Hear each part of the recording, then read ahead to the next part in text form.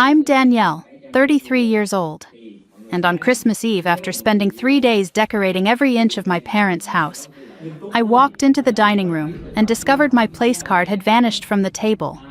25 relatives were already seated. Candles flickered in crystal holders I had polished myself. Champagne sparkled in glasses I had arranged that morning. The whole room glowed with warmth and holiday magic, all of it built by my hands over 72 exhausting hours. I scanned the table for my name. It wasn't there. My chair, the one I had sat in for 33 years of family dinners, now had a different place card. Bradley Harrison, my sister Victoria's fiancé. I circled the entire table, checking every seat. 25 names, 25 places, none of them mine. My mother looked up from her champagne, and her eyes held no warmth, no apology, nothing resembling love. "There's no place for useless people at this table," she said. Her voice carried across the silent room. "You can eat in the kitchen if you're hungry." No one spoke, no one defended me. 25 people witnessed my humiliation and chose silence. I didn't cry, I didn't scream, I didn't retreat to the kitchen like I had done 1,000 times before. Instead, I reached into my bag and pulled out a manila envelope. I walked to the head of the table where my father sat, and I placed it directly on his plate, covering his untouched prime rib. "Merry Christmas, Dad," I said. "I finally understand why you never saw me as your daughter." The DNA results inside that envelope answered questions I had been asking my whole life. But they also raised one bigger question, one that would tear this family apart before dessert was served. To understand why I smiled instead of cried, you need to know what the previous 72 hours looked like. 3 days before Christmas, I pulled into my parents' driveway with a trunk full of decorations. My mother had called the week before with her usual demands. "Victoria is announcing her engagement on Christmas Eve," she said. "The house needs to be perfect. Arrive early. You know what to do." I knew exactly what to do. I had been doing it my entire life. For 3 days, I worked alone. I hung lights on the porch until my fingers went numb from the cold. I trimmed the 12-foot tree in the living room, carefully placing each ornament according to my mother's precise instructions. I arranged garlands on every mantel, wrapped ribbon around every banister, set every table with china I had to wash by hand because my mother didn't trust the dishwasher. I cooked half the Christmas dinner. Prime rib, roasted vegetables, 3 different pies. My grandmother's famous dinner rolls from a recipe I had memorized as a child.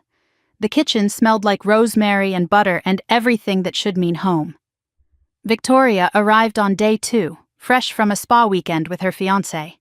She walked through the house inspecting my work like a queen surveying her servants. "The garland is crooked," she announced, pointing at the staircase. "Fix it before the guests arrive." She didn't offer to help. She never did. While I was hanging lights on the 3rd day, I found a box of old ornaments in the attic. Inside, buried beneath decades of Christmas memories, I discovered something that made me pause. A Christmas card in a faded red envelope, elegant handwriting across the front. I opened it carefully. To Lydia, it read, "Merry Christmas, my love. I'll wait for you forever. Daniel, 1990. The year before I was born." I didn't know anyone named Daniel. I had never heard my mother mention him. But something about that card made my stomach tighten. I slipped it into my pocket without knowing why. That night, I found something else. While looking for extra napkins in my mother's study, I noticed a photograph I had never seen before. My mother, young and beautiful, standing with a man who was not my father. They were laughing, his arm around her waist, her head tilted toward him like he was the only person in the world. "Summer 1990, someone had written on the back. Nothing else. No names, no explanation. I photographed it with my phone and put it back exactly where I found it. I should have known then. A woman who erases you from ornaments will eventually erase you from the table. Christmas Eve arrived with the false promise of celebration. I dressed carefully in a burgundy gown I had made myself, though no one in my family knew I could sew anything more complicated than a button. I carried the pecan pie I had baked from my grandmother's recipe, the crust golden and perfect. The house looked magnificent. Every light I had hung cast a warm glow. Every ornament I had placed caught the candlelight. Every flower I had arranged perfumed the air with holiday elegance. My work, my hands, my exhaustion made visible. And none of it mattered.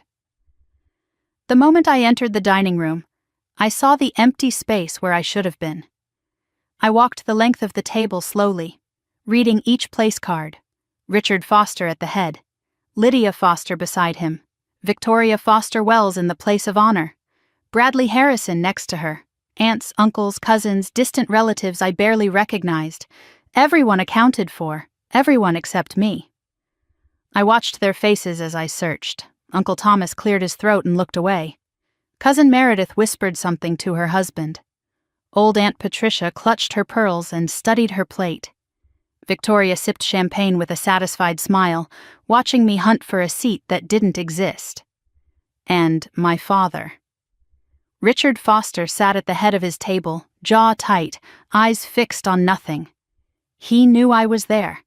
He chose not to see me. But there was one face that looked different. My Aunt Margaret, my mother's younger sister, sat near the middle of the table. When our eyes met, I saw something I didn't expect. Not cruelty like the others. Not amusement or indifference. Fear. She looked afraid. Her lips moved slightly, and I could have sworn she mouthed the words, "I'm sorry." Before I could react, my mother spoke.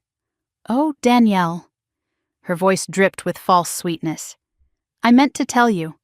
We needed Bradley's seat for the engagement announcement. Surely you understand." I looked at her. The woman who had given birth to me. The woman who had spent 33 years making me feel like a mistake she couldn't quite erase. "Mom," I said quietly, "where exactly should I sit?" Lydia waved her hand dismissively. "The kitchen is fine. You've always preferred it there anyway." A few relatives laughed nervously. Victoria's smile widened. The room waited for me to crumble, to apologize, to disappear into the kitchen where the help belonged. I reached into my bag. My mother's eyes followed my hand, and I saw something flicker across her face. Not guilt. She wasn't capable of guilt. But fear. The same fear I had seen in Margaret's eyes. She didn't know what I had, but she knew it was something. I pulled out the manila envelope slowly, deliberately, thick, official, undeniable. I walked toward the head of the table.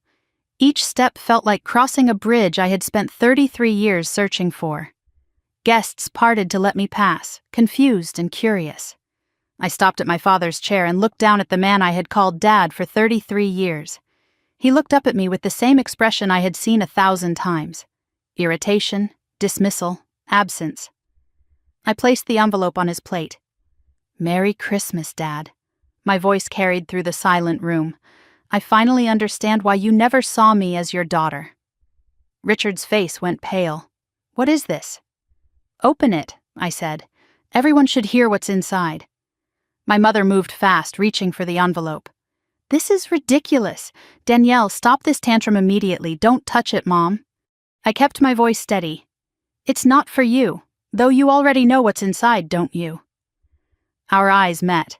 33 years of unspoken truth suspended between us. My father's hands trembled as he broke the seal.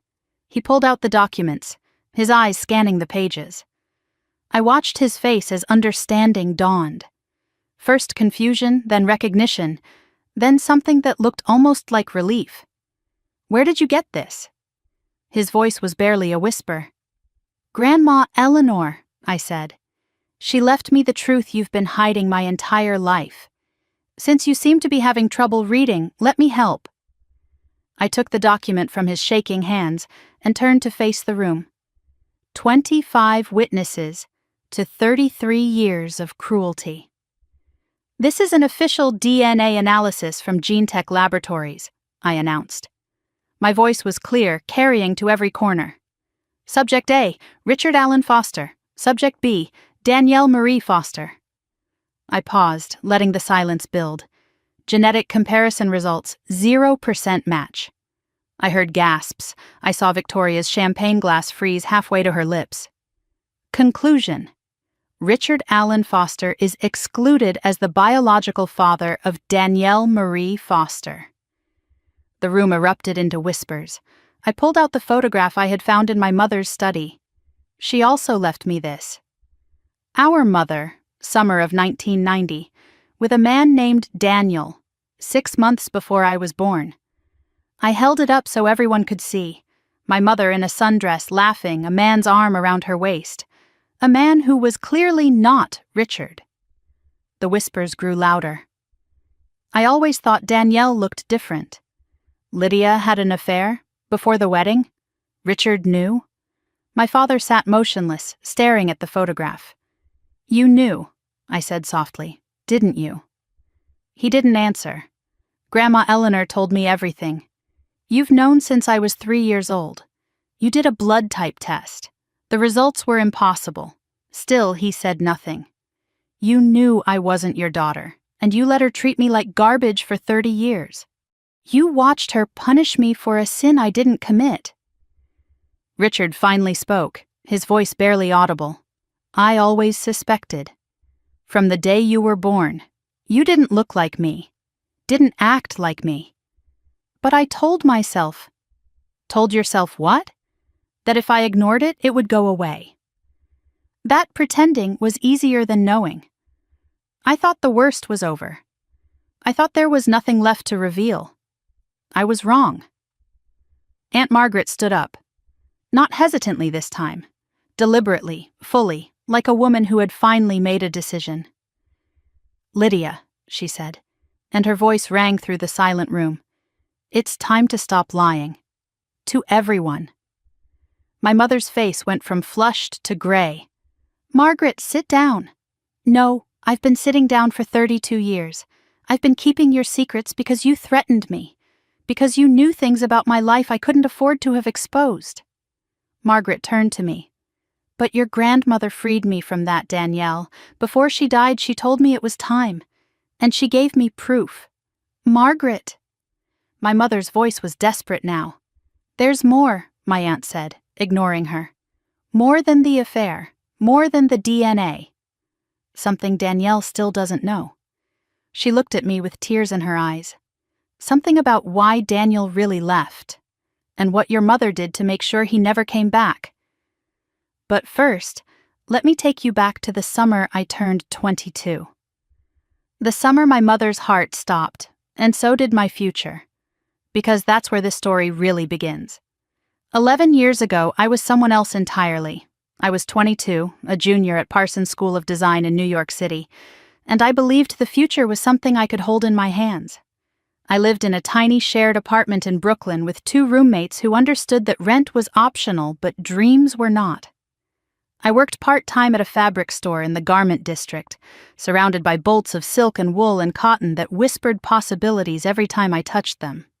I survived on ramen and coffee and the absolute certainty that I was building something real. My sketchbooks were filled with designs that kept me awake at night. My walls were covered with inspiration, torn pages from magazines and fabric swatches and photographs of women wearing clothes that made them look powerful. I was on the dean's list for 4 consecutive semesters. I had won the Freshman Design Award and the Sophomore Innovation Prize. My professor, Dr. Marion Chen, had called me the most promising student she had seen in 15 years. I had just been selected for a summer internship at a major fashion house in Manhattan. My final collection concept had been approved. Phoenix Rising, I called it. Designs inspired by transformation and rebirth, by the idea that something beautiful could emerge from destruction. I had mapped out my entire future. Graduate, work under an established designer for 5 years, launch my own label by 30. I had a plan. I had talent. I had everything I needed to become someone. What I didn't have was a family that wanted me to succeed. June 15th. I remember the exact date because it was the day my life split in 2. I was in the design studio hand-stitching a bodice for my portfolio piece. The fabric was white silk, delicate and unforgiving, and I was so focused on getting the stitches perfect that I almost didn't hear my phone ring. Then I saw the name on the screen. Dad. My father never called. Ever. In 3 years of college, not once. I answered with my heart already racing.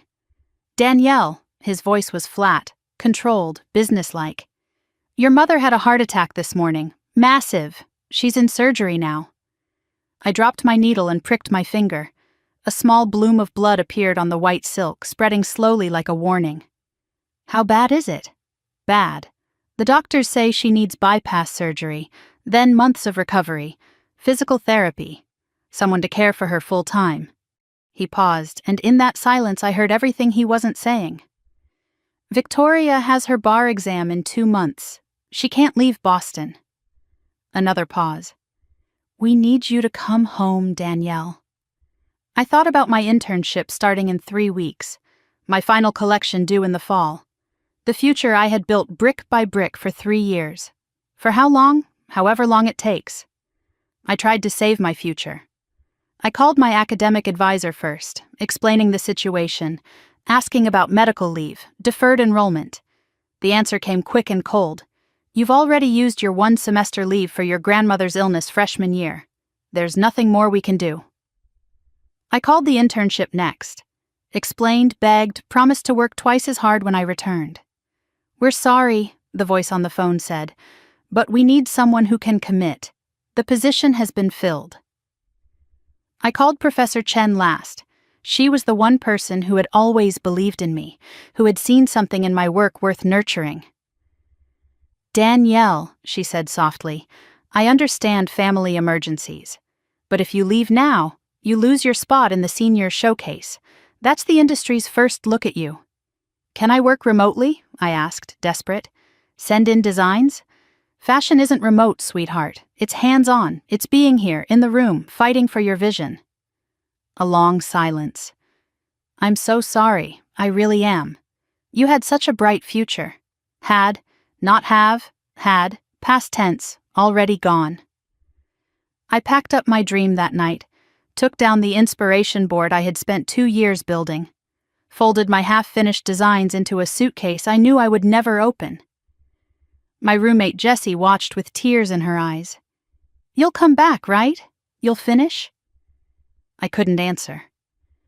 The bus ride to Westbrook took 4 hours. I watched the city disappear behind me and thought about every sacrifice I had already made to get to Parsons.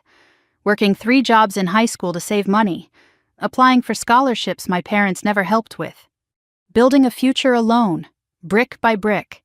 And now, 1 phone call, and it was gone. I went straight to the hospital from the bus station, suitcase in one hand, cold coffee in the other. I hadn't slept in 36 hours. The waiting room smelled like antiseptic and fear. My father sat in a plastic chair reading the Wall Street Journal like it was any other Tuesday. Victoria was there too, typing on her laptop, probably billing hours even in a hospital. And in the corner, hands folded in her lap, watching everyone with those sharp eyes that missed nothing, sat my grandmother Eleanor. When I walked in, only she stood up. She wrapped me in a hug that smelled like lavender and safety. I know what you're giving up, sweetheart, she whispered. I know exactly what this costs. She held my face in both hands and looked into my eyes. This isn't fair. None of this is fair. But I see you. I've always seen you. My father looked up from his paper. Good, you're here. He looked back down. No thank you.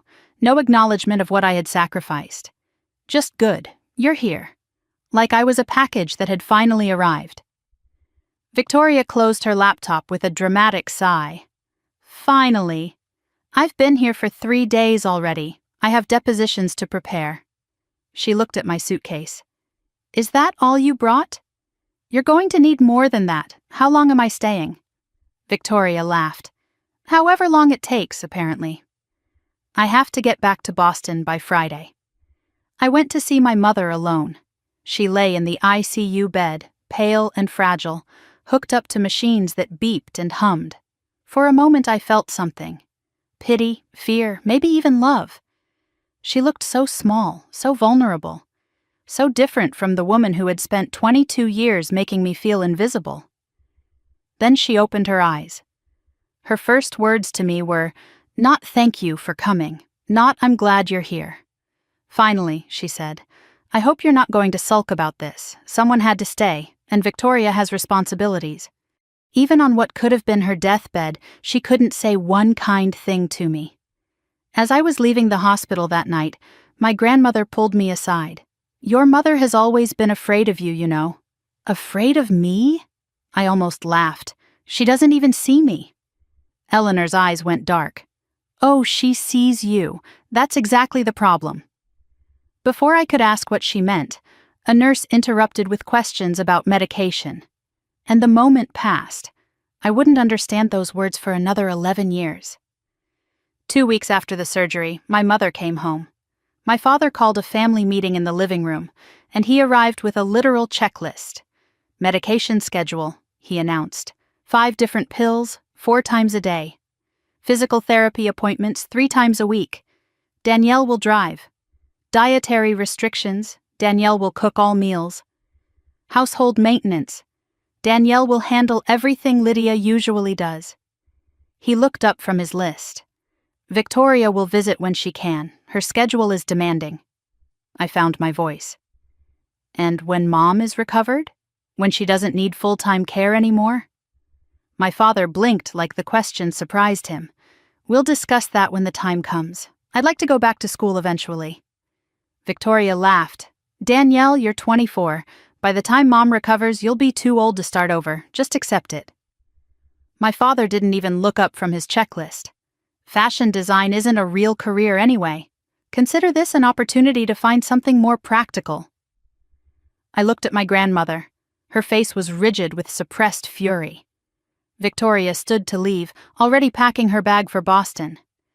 "Honestly, Danielle, you're not losing much. Fashion is just crafts. Sewing, anyone can do that." She checked her reflection in the mirror. "I'll send you updates on the bar exam. Someone in this family should accomplish something real." She hugged my mother goodbye, long and warm and loving. When she passed me, she didn't even slow down. The first month disappeared into a routine that consumed everything. 6 in the morning, wake, prepare my mother's medications. 7, cook breakfast, low sodium, heart healthy, recipes I had to learn from scratch. 8 to noon, household chores, cleaning, laundry, errands. Noon, lunch preparation. 1 in the afternoon, drive 45 minutes to physical therapy. Wait, drive 45 minutes back. 3, afternoon medications. Help my mother with her exercises. 5, start dinner. 7, evening medications. 9, help my mother to bed. 10 at night, finally alone. Too exhausted to do anything but sleep. My sketchbook stayed in my suitcase, untouched. My hands, once precise with needles and chalk, became raw from cleaning products.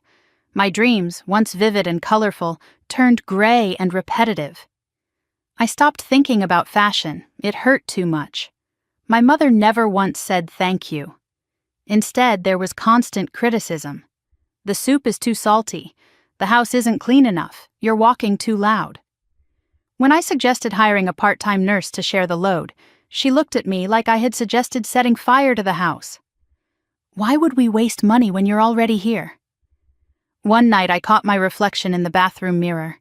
Dark circles under my eyes, hair unwashed, clothes stained with food and cleaning products. I didn't recognize myself. "Who are you?" I whispered. No answer came. 3 months into my new life as caretaker, my grandmother arrived unannounced. She brought a bag of pastries from my favorite bakery in Hartford, and she didn't ask how I was doing. She could see. We sat on the back porch, watching autumn leaves fall, and she said something I didn't understand at the time. "This family has secrets, Danielle. Secrets that have shaped the way your mother treats you. What do you mean? You don't need to understand yet. But when the time comes, and it will, you'll need to be strong enough to face the truth." "What truth?" She looked at me with such sadness. "The truth about who you are, and who your mother really is." She took my hand. "When I'm gone, and sweetheart, I'm 82, I won't be here forever, I'm going to leave you something. I don't want anything, not things. Truth. I'm going to leave you the truth, and I need you to promise me you'll be brave enough to face it." I promised without understanding. As she was leaving that day, she paused at the door. "Your mother has been punishing you for 33 years, Danielle, and she doesn't even know why anymore. She's forgotten the original sin." "What original sin?" She shook her head. "Not yet, but soon. When you're strong enough." I didn't understand what my grandmother meant that day. I was too exhausted, too beaten down, too focused on surviving one day at a time. But 11 years later, standing in that dining room with DNA results in my hand, I finally understood. The original sin wasn't mine.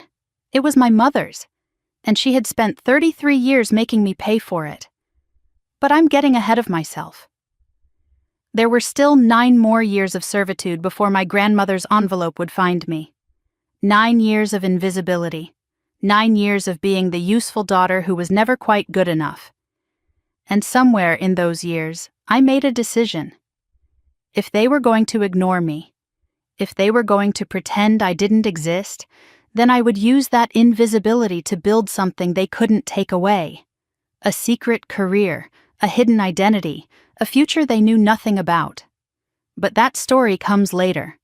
First, you need to understand just how invisible I became, and what it cost me. My mother made a full recovery. The doctors called it remarkable. My father called it a miracle. Nobody called it what it actually was. 2 years of my life I would never get back. 22 months after her heart attack, Lydia Foster was declared fully recovered. Cardiac rehabilitation complete, diet controlled, medications managed.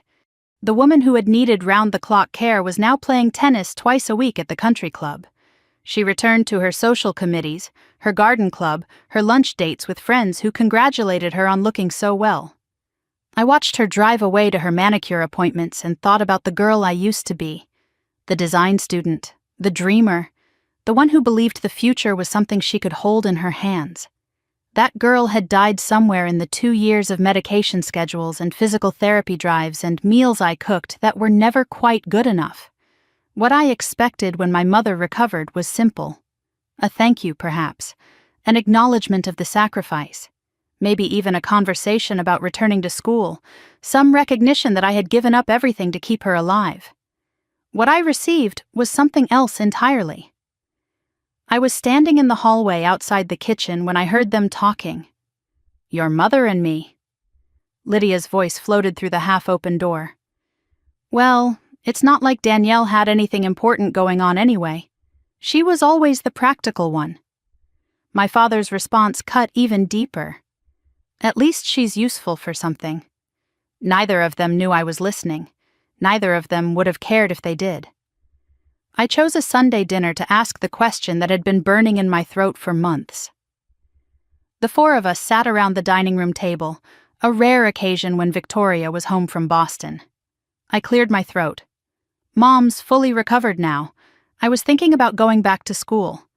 The silence that followed felt like a verdict. Victoria laughed first. My father set down his fork with deliberate slowness. "You're 24 now, Danielle. What's the point? Fashion programs want young talent, fresh ideas. You've aged out. Get a job. Help with bills. That's what responsible adults do." Victoria nodded, her face arranged in false sympathy. "Honestly, it's probably for the best. You can find something more stable. More realistic." My mother said nothing. She just looked at me with that expression I knew so well. Not anger, not disappointment. Just nothing. Like I was a stranger who had wandered into her dining room by mistake. In one sentence, my father erased 2 years of waiting, 2 years of hoping, 2 years of telling myself it was temporary. It wasn't temporary. It was my life now. I found a job at a small women's boutique downtown called Marguerite's. The owner was a 63-year-old widow named Mrs. Chen, no relation to my professor at Parsons. She had kind eyes and a gentle voice, and she hired me even though I was overqualified for retail and underqualified for anything else without my degree. $11 an hour, 25 hours a week. I folded clothes. I organized displays. I helped customers find sizes and suggested accessories that might complete their outfits. Work that required none of my training, none of my talent, none of the skills I had spent 3 years developing. But Mrs. Chen noticed things. "You have an eye," she said once, watching me rearrange a window display. "You see how fabrics move, how colors speak to each other. Where did you learn that?" I couldn't answer without crying, so I didn't. With my meager savings and my boutique wages, I rented a studio apartment above a laundromat on the edge of town. 400 square feet of freedom. A hot plate, a mattress on the floor, a bathroom with no window, walls that shook every time the industrial dryers ran downstairs. But it was mine. The first space that was truly mine. I hung nothing on the walls. It felt too permanent, too much like giving up. My family's reaction to my new life was predictable. Victoria called it quaint that I was working as a shop girl. My father said it was honest work, better than chasing fantasies. My mother told me not to tell people I worked in retail because it was embarrassing. None of them ever visited the boutique. None of them ever saw where I lived. I was asked to create a photo slideshow for my mother's 60th birthday party. "Find nice pictures," she instructed. "Pictures that show what a wonderful family we are." I spent an entire Saturday in the attic, going through boxes of family photographs that spanned decades. What I found confirmed everything I had always felt but never been able to prove. Victoria had 3 complete albums dedicated to her achievements alone. Dance recitals from ages 4 to 16, 47 photos, soccer championships, 23 photos, academic awards and honor roll certificates, 31 photos, graduation ceremonies from high school, college, and law school, 56 photos. Every single birthday party documented with dozens of images. Victoria blowing out candles. Victoria opening presents. Victoria surrounded by friends and family who loved her. My documentation was different. I counted 11 photos of myself in 33 years of family history. A generic hospital baby picture. A kindergarten class photo with my face circled in pen, as if my parents needed help identifying which child was theirs. 3 Christmas mornings, where I appeared in the background, partially obscured by the tree or by someone's shoulder. 1 birthday party, age 8. In that photo, I wasn't even looking at the camera. I was looking at my grandmother, the only person in the room who was smiling at me. And 5 photos where I was partially cut off by the frame, as if whoever was taking the picture hadn't bothered to include me fully. 1 photo broke me completely. Christmas, 1999. I was 10 years old. Victoria stood front and center in a red velvet dress, beaming, holding a brand new bicycle. I was visible in the corner, holding a pair of socks. On the back of the photo, in my mother's handwriting, the caption read, "Victoria's best Christmas ever." No mention of me at all. But at the bottom of one dusty box, I found something else. A photograph I had never seen before. My mother, young and beautiful, standing with a man who was not my father. Dark hair, warm smile, familiar eyes. On the back, only 2 words. Summer 1990. I stared at that photo for a long time before slipping it into my pocket. I made the slideshow my mother requested. 60 photos of Victoria's accomplishments. 3 photos that included me. My mother cried happy tears at her party. "What a beautiful family," she said. I stood in the back, invisible as always, and said nothing. 6 months after I moved into my apartment, a letter arrived with no return address. Inside was a check for $2,000 and a handwritten note. For fabric, for classes, for dreams they can't kill. Tell no one. Love, Grandma. I cried for an hour, then I dried my tears and searched for online fashion courses. I found a continuing education program through the Fashion Institute of Technology. Evening classes, twice a week, affordable. I enrolled the same day. Every Tuesday and Thursday night from 7 to 10, I told my family I was working late at the boutique. In reality, I was learning pattern making, textile design, fashion business fundamentals. My professors were impressed. "You have raw talent," one of them told me. "Why aren't you in a degree program?" I couldn't explain without falling apart, so I just worked harder. My grandmother visited once a month, always in secret. She never announced herself to the rest of the family. She brought fabric samples, fashion magazines, home-cooked meals. We sat together on my mattress on the floor and talked about design. I learned that Eleanor had been a seamstress in her youth, something I had never known. I gave it up when I married your grandfather, she told me. He thought it wasn't proper for a wife. I've regretted it for 60 years. Why are you helping me? Because someone should have helped me. And because you're the only one in this family worth saving. Before leaving one evening, she paused at the door. Her face was serious. Your mother found out I came here today. She called me, furious. What did she say? She said I was wasting my money on you, that you'd never amount to anything. Eleanor's expression hardened. She's afraid, Danielle. She's been afraid of you since the day you were born. Afraid of what? Of what you represent. Of the truth you carry without even knowing it. I asked her to explain, but she shook her head. Not yet. You're not strong enough. But soon, I promise. When I'm gone, you'll understand everything. I didn't push. Some truths, I was learning, had to wait until you were ready to hear them. Sunday dinners at my parents' house remained mandatory. One evening, I arrived early to help set the table. My mother was waiting in the living room, holding something behind her back. Her expression was cold, triumphant. What is this? She held up a fashion magazine. Vogue Italia, the issue I had hidden in my bag and must have dropped during last week's dinner. It's a magazine, Mom. I know what it is. I want to know why you have it. I like looking at the designs. Designs! Her voice dripped with contempt. You're still chasing that fantasy? She tore the magazine in half, then tore it again, dropped the pieces at my feet. You need to grow up, Danielle. You're 25 years old. You work in a shop. You have no education, no prospects, no future. Stop pretending you're something you're not. She didn't know about the night classes. She didn't know about Eleanor's support.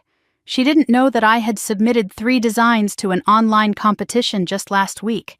She didn't know anything, and that was my only power. I knelt down and picked up the torn pages. I didn't cry. I didn't argue. I just said, "Okay, Mom." Inside, something hardened into diamond. If you want me to be invisible, I thought, I'll be invisible. But I'll use that invisibility to build something you can't tear apart. That night, I received an email. Subject line, Competition Results, Emerging Designer Showcase. I was afraid to open it. What if my mother was right? What if I was nothing? I sat in my tiny apartment, laptop balanced on my knees, finger hovering over the trackpad. Finally, I clicked. Dear designer, we are pleased to inform you that your submission Phoenix Wing Coat has been selected as a finalist in the 2017 Emerging Designer Showcase. Finalist. Out of 3,000 entries. Prize, $500, and a feature on 3 fashion blogs. I read it 7 times to make sure it was real. I had submitted under a pseudonym because I couldn't risk my family finding out. The name I chose was Ember, a spark that survives the ashes, something small that can become fire. I was Ember now. Danielle Foster was the girl who folded clothes and took orders. Ember was something else entirely. I used the prize money to buy better fabric. I entered more competitions under the Ember name. I started an anonymous Instagram account, posting sketches, process photos, finished pieces. Within 3 months, I had 1,200 followers. Within 6 months, 5,000. Fashion bloggers started asking, "Who is Ember?" I told no one except Eleanor, and she kept the secret like a sacred trust. One night, scrolling through my growing Instagram comments, I froze. A comment from Victoria's account. "Love this coat. Where can I buy?" My sister had found Ember's page. She didn't recognize my work. She didn't know she was praising the sister she called worthless. Victoria clicked like on a photo of my design. She commented stunning on work she would have mocked if she knew it was mine. And I realized something that night. My invisibility was no longer a prison. It was a weapon. 7 years. That's how long I lived my double life. By day, Danielle Foster. Boutique worker, family afterthought, the daughter nobody saw. By night, Ember. Designer, dreamer, phoenix rising from ashes no one knew existed. My following grew into the tens of thousands. My designs caught the attention of fashion editors. I was commissioned by celebrities who never knew my real name. I built a business in secret, brick by brick, while my family dismissed me over Sunday dinners. And through it all, Grandma Eleanor cheered me on from the shadows. Until 3 years ago, when she stopped answering her phone. Until the morning I woke up to 17 missed calls from my father. Until I drove to Westbrook for a funeral that would change everything. Because Grandma Eleanor kept her promise. She left me the envelope. And inside was a truth so devastating it took me 6 months to find the courage to face it. But that story begins at her funeral. And the moment I realized my family's cruelty had a reason I never could have imagined. 3 years ago, my grandmother made me dinner for the last time. I didn't know it was the last time. You never do. Eleanor's cottage on Maple Lane was small and warm, filled with decades of memories pressed into every corner. The smell of roast chicken and rosemary filled the air when I arrived, mixed with the scent of fresh bread cooling on the counter. I came straight from work, still wearing my boutique name tag, and she greeted me at the door like she always did, with open arms and no judgment. She had set the table with her good china, the delicate set with the blue flowers that she only used for special occasions. I should have known then that something was different. We ate in comfortable silence, the kind that only people who truly know each other can share. She moved slower now, 87 and feeling every year of it, but her eyes were still sharp, still knowing, still seeing things that others missed. You're staring, Grandma. I'm allowed. I'm old. Old people stare. But her voice cracked on the last word, and I saw something in her expression I couldn't name. She kept looking at me like she was trying to memorize my face. After dinner, she led me to the small sewing room at the back of the cottage. Fabrics lined every wall, bolts of silk and cotton and wool stacked like a library of dreams. Patterns were pinned to a corkboard, yellowed with age. A vintage Singer sewing machine sat in the corner, the same one she had used for 60 years. "This room is yours now," she said. "When I'm gone, all of it. The fabrics, the patterns, the machine. Your mother doesn't know. I've already arranged it with my lawyer. Grandma, don't talk like that. Hush. We both know I'm running out of time. Let me say what I need to say." She opened a drawer and pulled out a small wooden box. Inside, resting on faded velvet, was a silver thimble worn smooth with decades of use. "This was my mother's," she said, "and her mother's before that. 4 generations of women who sewed their dreams into fabric. You're the 5th. Don't let this family break that chain." I held the thimble in my palm. It was warm, like it still carried the heat of all those hands that had worn it before me. I didn't know what to say, so I said nothing. Sometimes silence is the only response that fits. We sat together in the sewing room, surrounded by fabric and memory. Eleanor took my hands in hers, and I felt them trembling. "I've been keeping a secret for 30 years, sweetheart. A secret that isn't mine to keep, but one I was forced to carry." "What kind of secret?" "Your mother made me promise never to tell you. She threatened to cut me off from you entirely if I ever spoke." "Tell me what, Grandma?" "What could be so terrible?" "The reason she's always treated you differently. The reason your father looks at you like you're a stranger. The reason Victoria was always the favorite." My heart pounded against my ribs. "What reason?" Eleanor's eyes filled with tears. "I can't tell you while I'm alive. Your mother would find out and she'd make your life even worse. But when I'm gone," she explained that she had made arrangements with her personal lawyer, not the family attorney. A separate document, a sealed envelope, a safety deposit box that no one else knew existed. Everything would be delivered to me 6 months after her death. Why 6 months? Because you'll need time to grieve me before you face what's inside. And because your mother needs time to let her guard down. If you confront her too soon, she'll have her lies ready. "This isn't fair," I said. "You're asking me to wait for something I don't even understand. I know it isn't fair. Nothing about your life has been fair. But I need you to trust me. I've always trusted you. You're the only one I trust." She cupped my face in her hands, the same way she had done when I was a child. "Then trust me one more time. The truth will come. And when it does, you'll finally understand why you were never the problem. You were never useless. You were never a disappointment. You were a reminder, and your mother couldn't forgive you for that." Before I left that night, she pressed something into my palm. A small key, old brass, no label. "Keep this safe. You'll know what it opens when the time comes."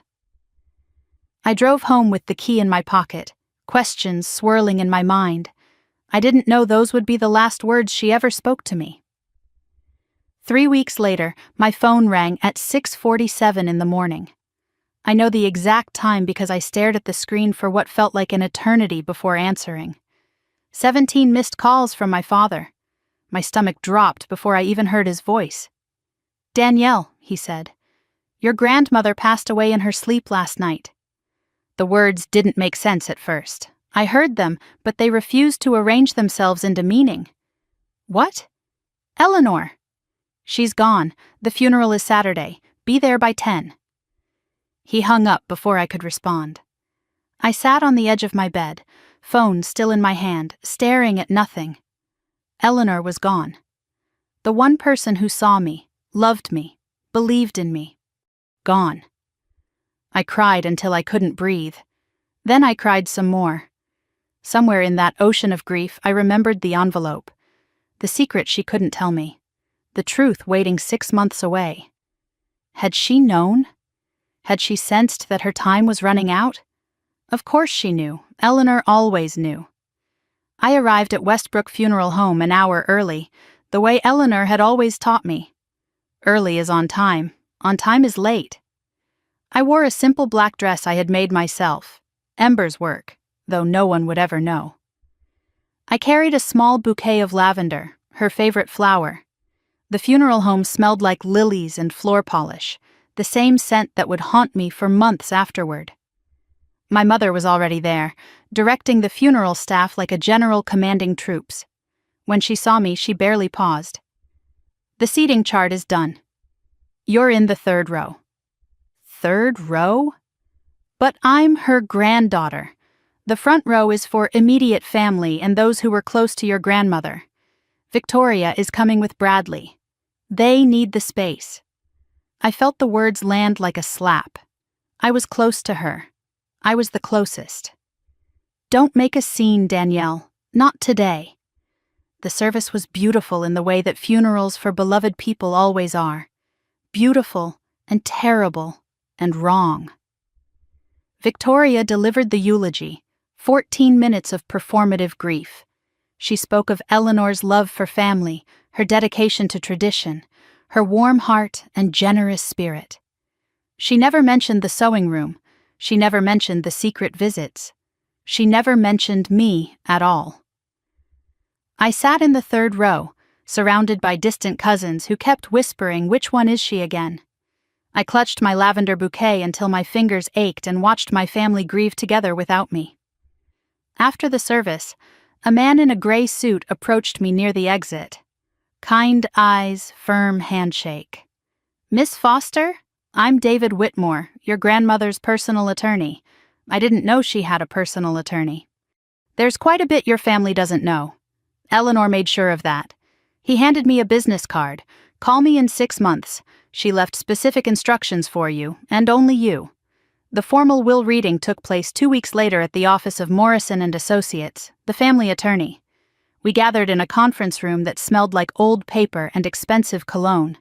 Richard, Lydia, Victoria with Bradley at her side, Aunt Margaret silent in the corner, and me. The lawyer read in a monotone, detached and professional. To Lydia Foster, Eleanor's house valued at $400,000, plus all furniture and household items. My mother accepted this with a satisfied nod, as if she had expected nothing less.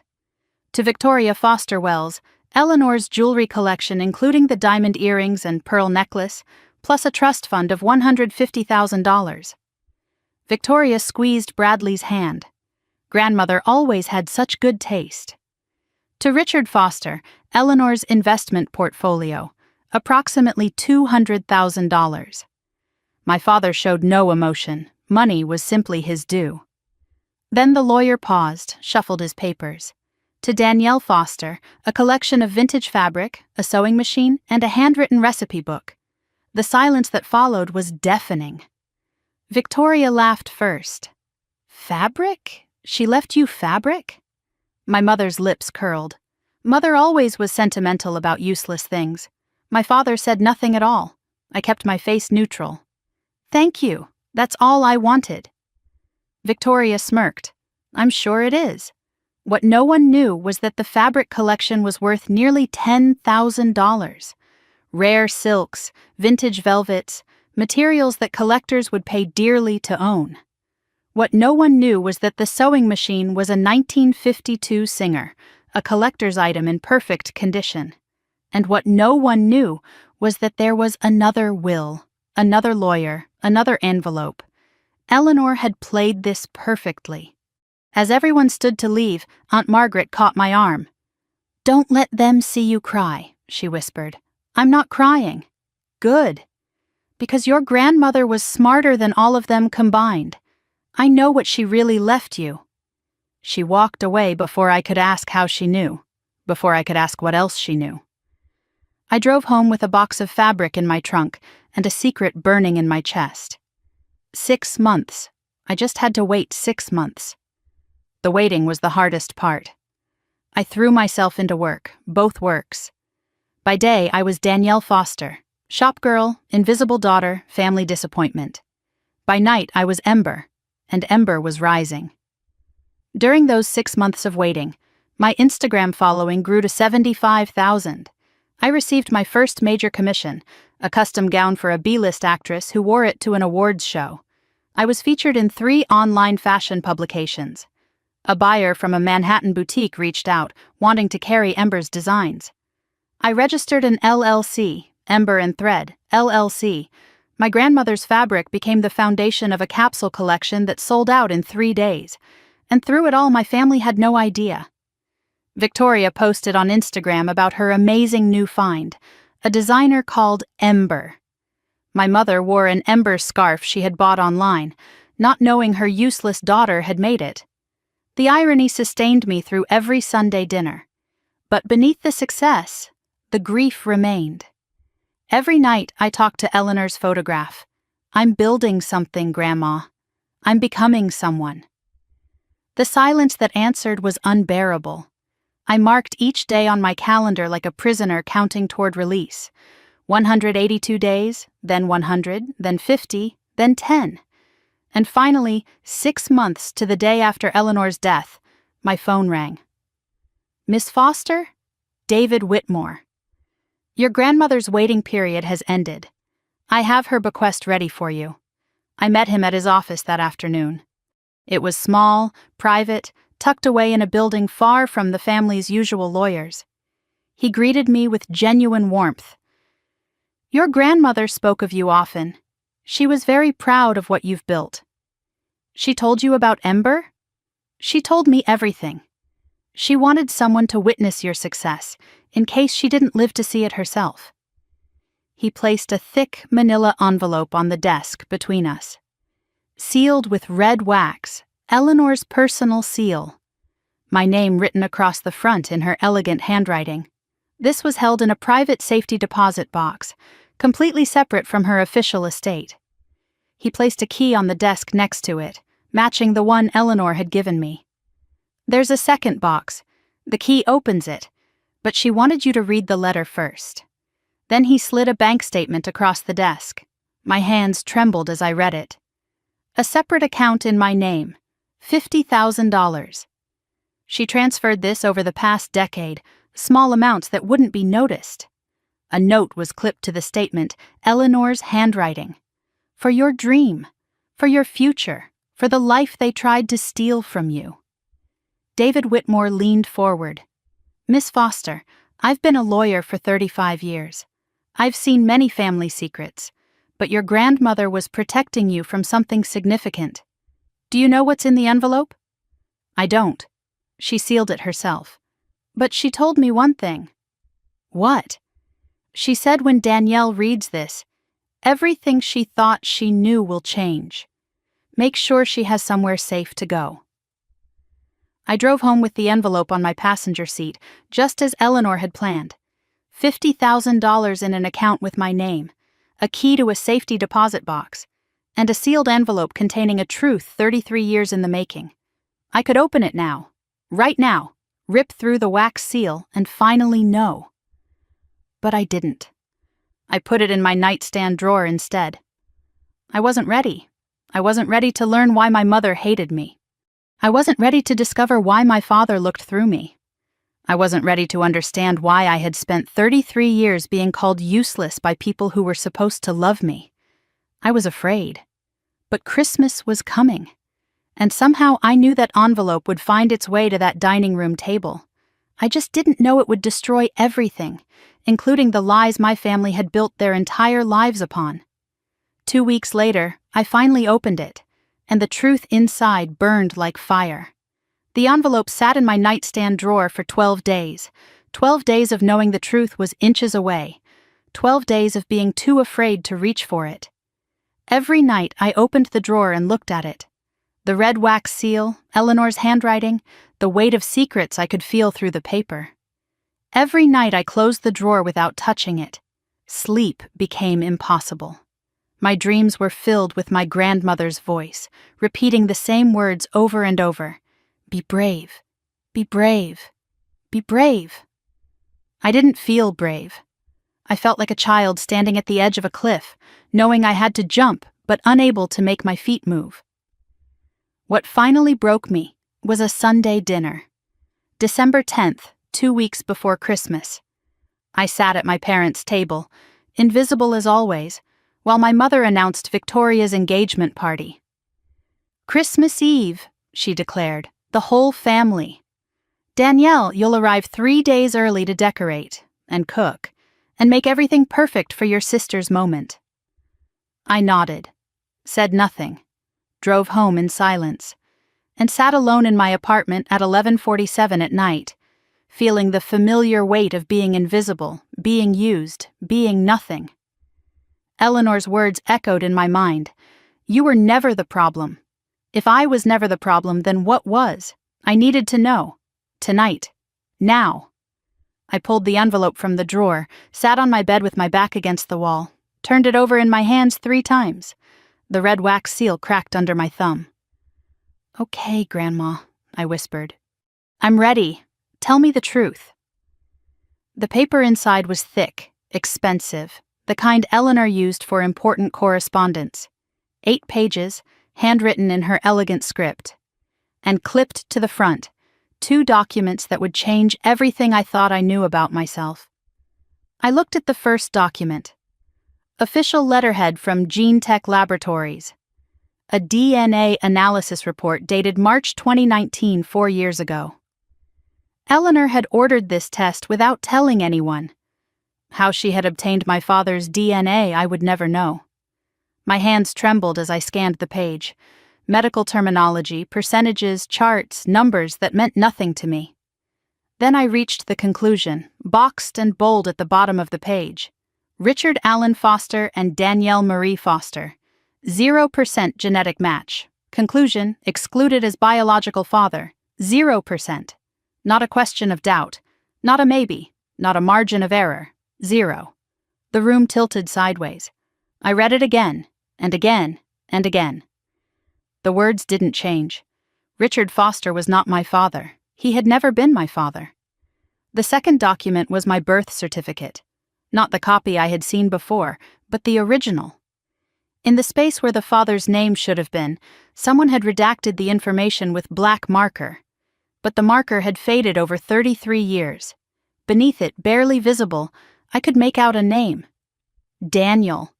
The last name was too obscured to read, but the first name was clear. Daniel. Danielle. I was named after him. A photograph fell from between the documents. Old, faded, edges worn soft with time. My mother, young and beautiful, maybe 22 years old, standing with a man I had never seen. dark hair, warm eyes, a smile that looked hauntingly familiar.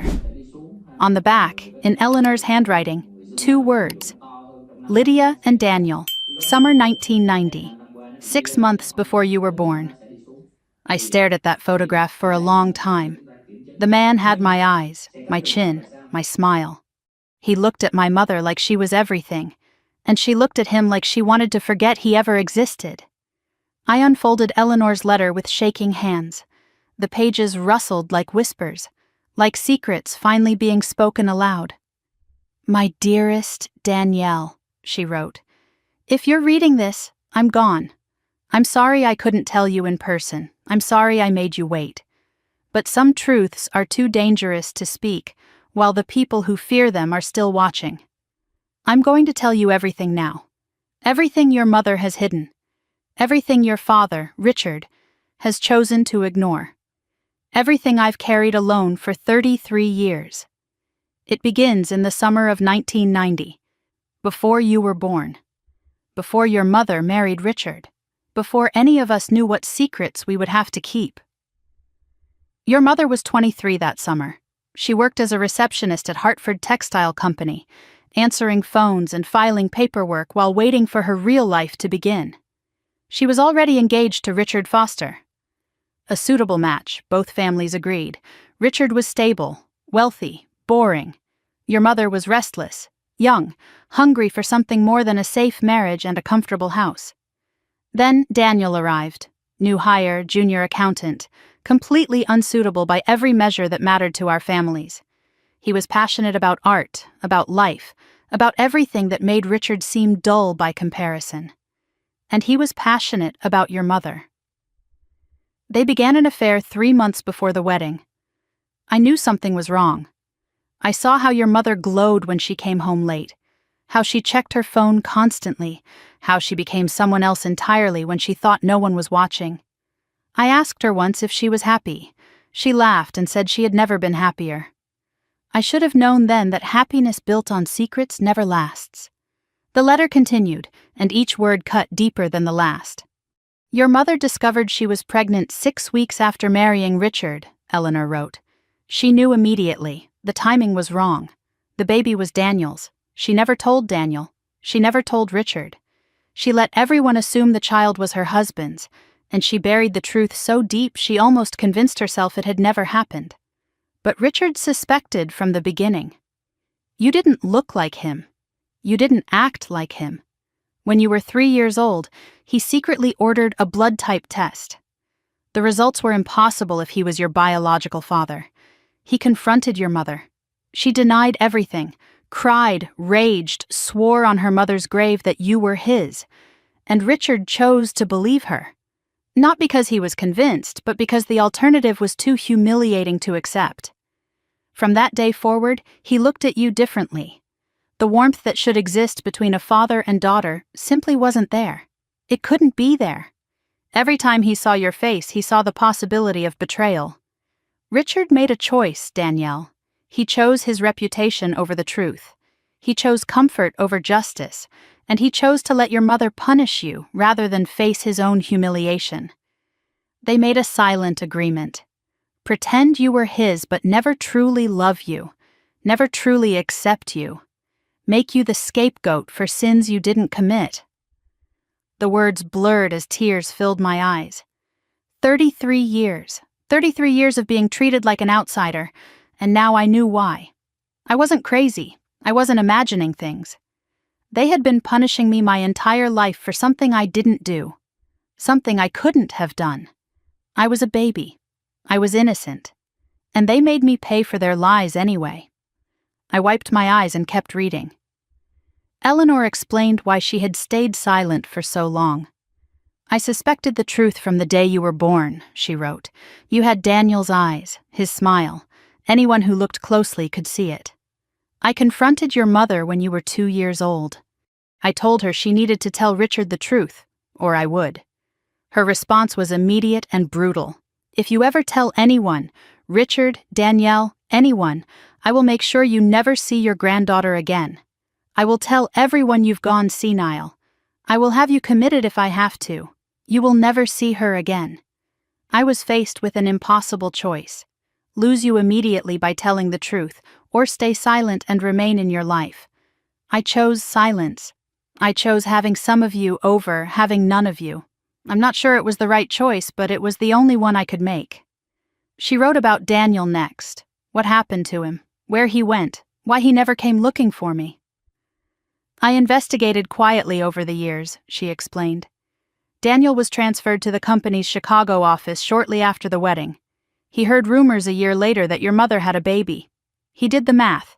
He called me, asking questions, asking if it was possible. I didn't know what to tell him. Your mother had already threatened me. I was afraid. Before I could decide what to do, your mother intercepted his next letter. He had written to me, asking for a meeting, asking for the truth. She wrote back, pretending to be me, forged my handwriting, told him a paternity test had been done, that you weren't his, that he needed to stop contacting our family or Richard would press charges for harassment. He believed it. He believed the letter was from me. He stopped calling, he stopped writing, he disappeared. Your mother erased him from her life so completely it was as if he had never existed. I traced him eventually. Daniel Mercer is his full name. He moved to Portland, Maine 15 years ago. Never married, no other children. He's 62 now, retired from accounting. I don't know if he knows about you, Danielle. I don't know if he wants to. But you deserve the choice to find out. Eleanor's letter explained what I had always sensed, but never understood. Why my mother hated me. Why my existence seemed to cause her pain. Your mother hates you because she hates herself, sweetheart. Every time she looks at you, she sees her mistake, her betrayal, her lie. Instead of facing her own shame, she transferred it to you. You became the vessel for her guilt. The punishment she couldn't give herself, she gave to you instead. And Richard. Richard knows you're not his daughter. He's known for 30 years. But admitting it means admitting he's been a fool. Admitting his marriage is a fraud. Admitting everything about his perfect family is a performance. He'd rather let you suffer than face the truth about his life. Your sister Victoria is Richard's biological daughter. She's proof that the marriage worked. She's the child they can love without complication.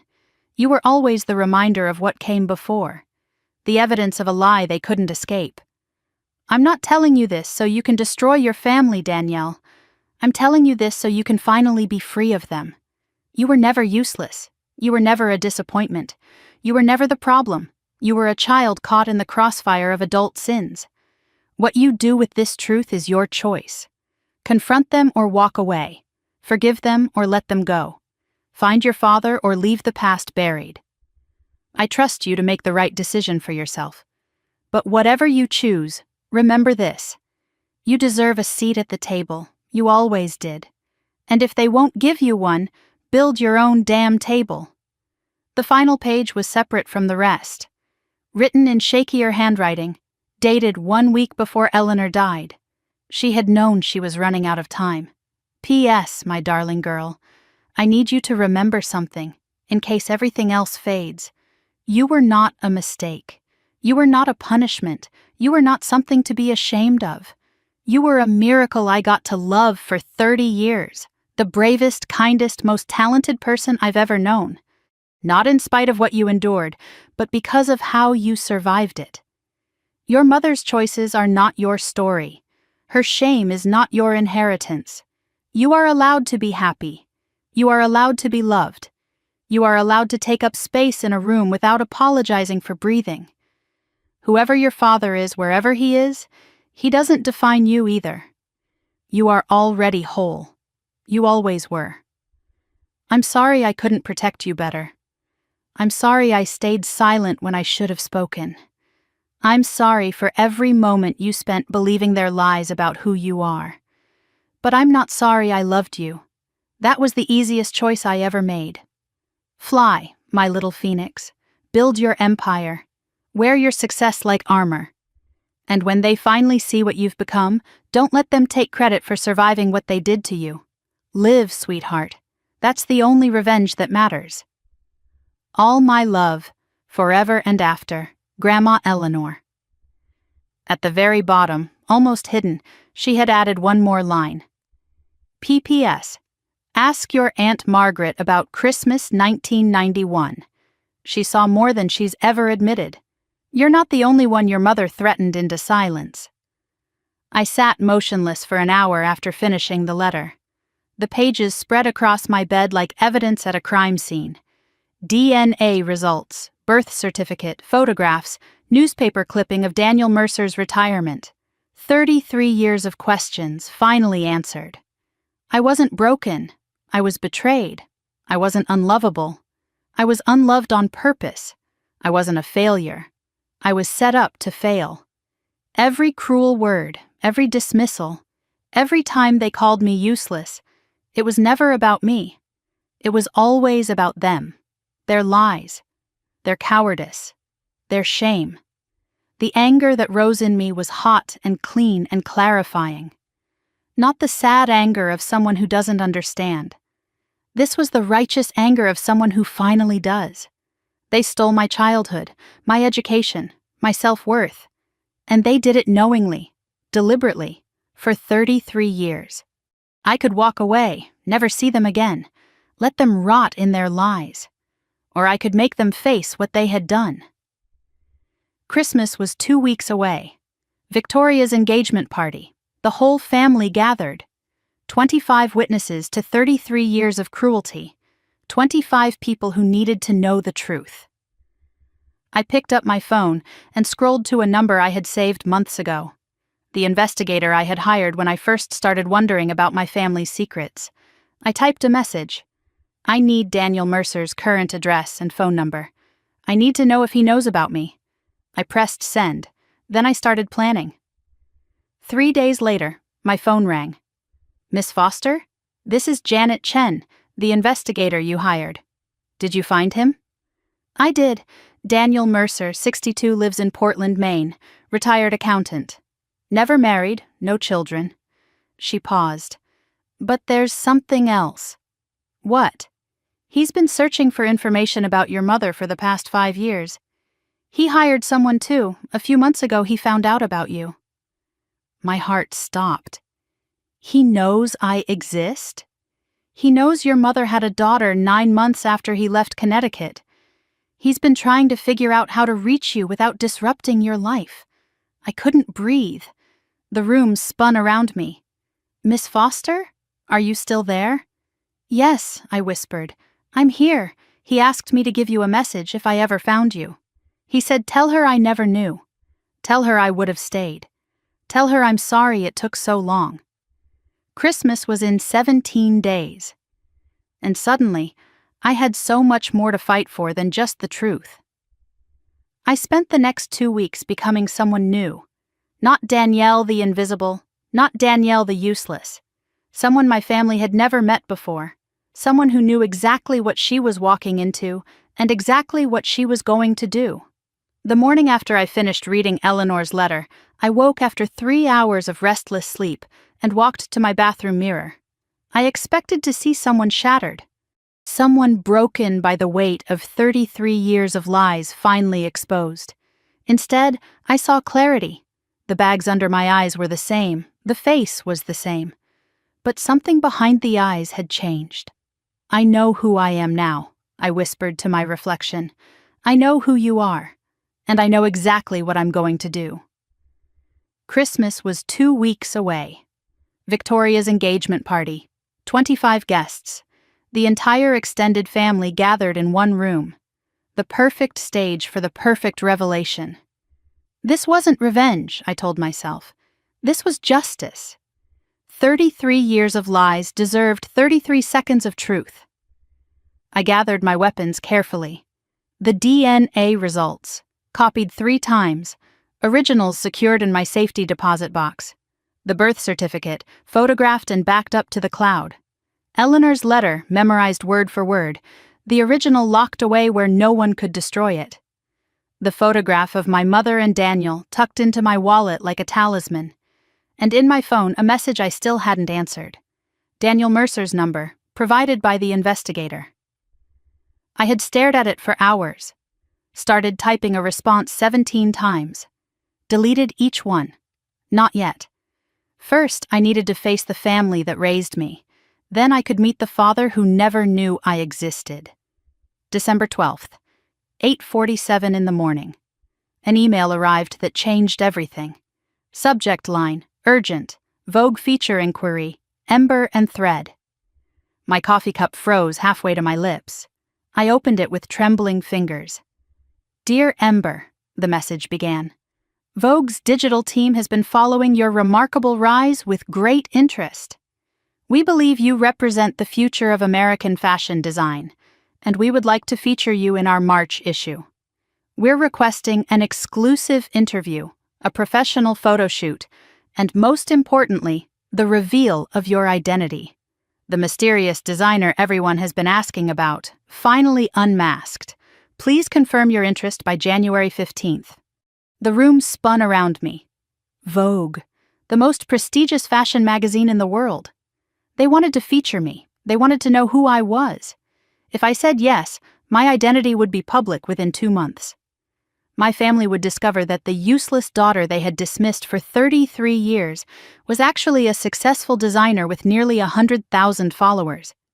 Everything I had built in secret would be exposed, but maybe that was exactly what needed to happen. I typed my response carefully. Thank you for your interest. I'm prepared to reveal my identity, but I need until after the new year to finalize some personal matters. I'll confirm by January 10th. I pressed send. Then I laughed. Actually laughed out loud in my empty apartment. My mother wanted me to decorate for Christmas. She wanted me to cook and clean and make everything perfect for Victoria's moment. She had no idea I was about to decorate her perfect lie with the truth. I worked my last shift at the boutique before my Christmas vacation. Mrs. Chen watched me fold scarves with unusual precision, her kind eyes missing nothing. Something's different about you, dear.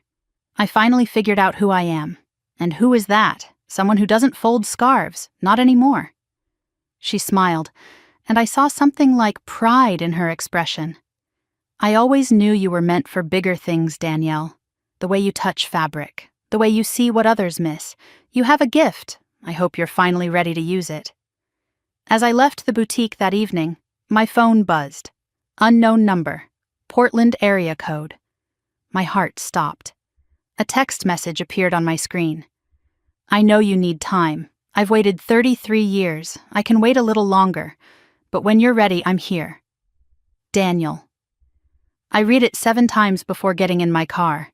He was real. He was out there. He was waiting for me. And in 2 weeks after I had faced the people who had stolen him from me, I would finally be ready to face him too. December 21st. 3 days before Christmas. I pulled into my parents' driveway at 10 in the morning, exactly as instructed. The house looked the same as it always had. White colonial, black shutters, perfectly manicured lawn even in winter. The house that had never felt like home. Now I knew why. My trunk was full of supplies. Decorations I had been ordered to buy. Ingredients for dishes I had been ordered to cook. And buried beneath the grocery bags, hidden in a side pocket of my overnight bag, a manila envelope containing copies of everything. My mother opened the front door before I reached the porch. No hug, no smile, no good to see you.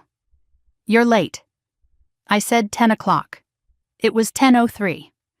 The lights need to go up on the porch today. The tree is in the living room, undecorated.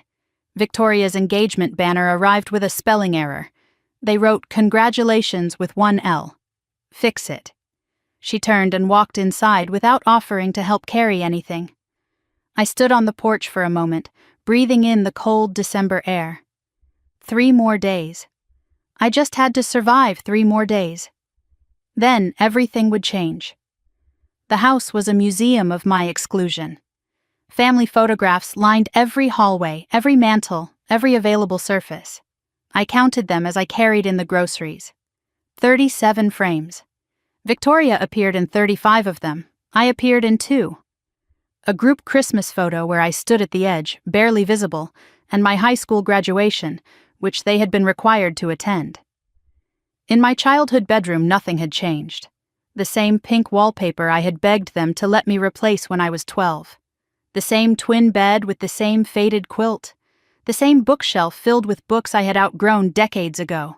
Frozen in time, like a museum exhibit of the daughter they had never wanted. I unpacked my bag and hid the envelope in the false bottom of my suitcase.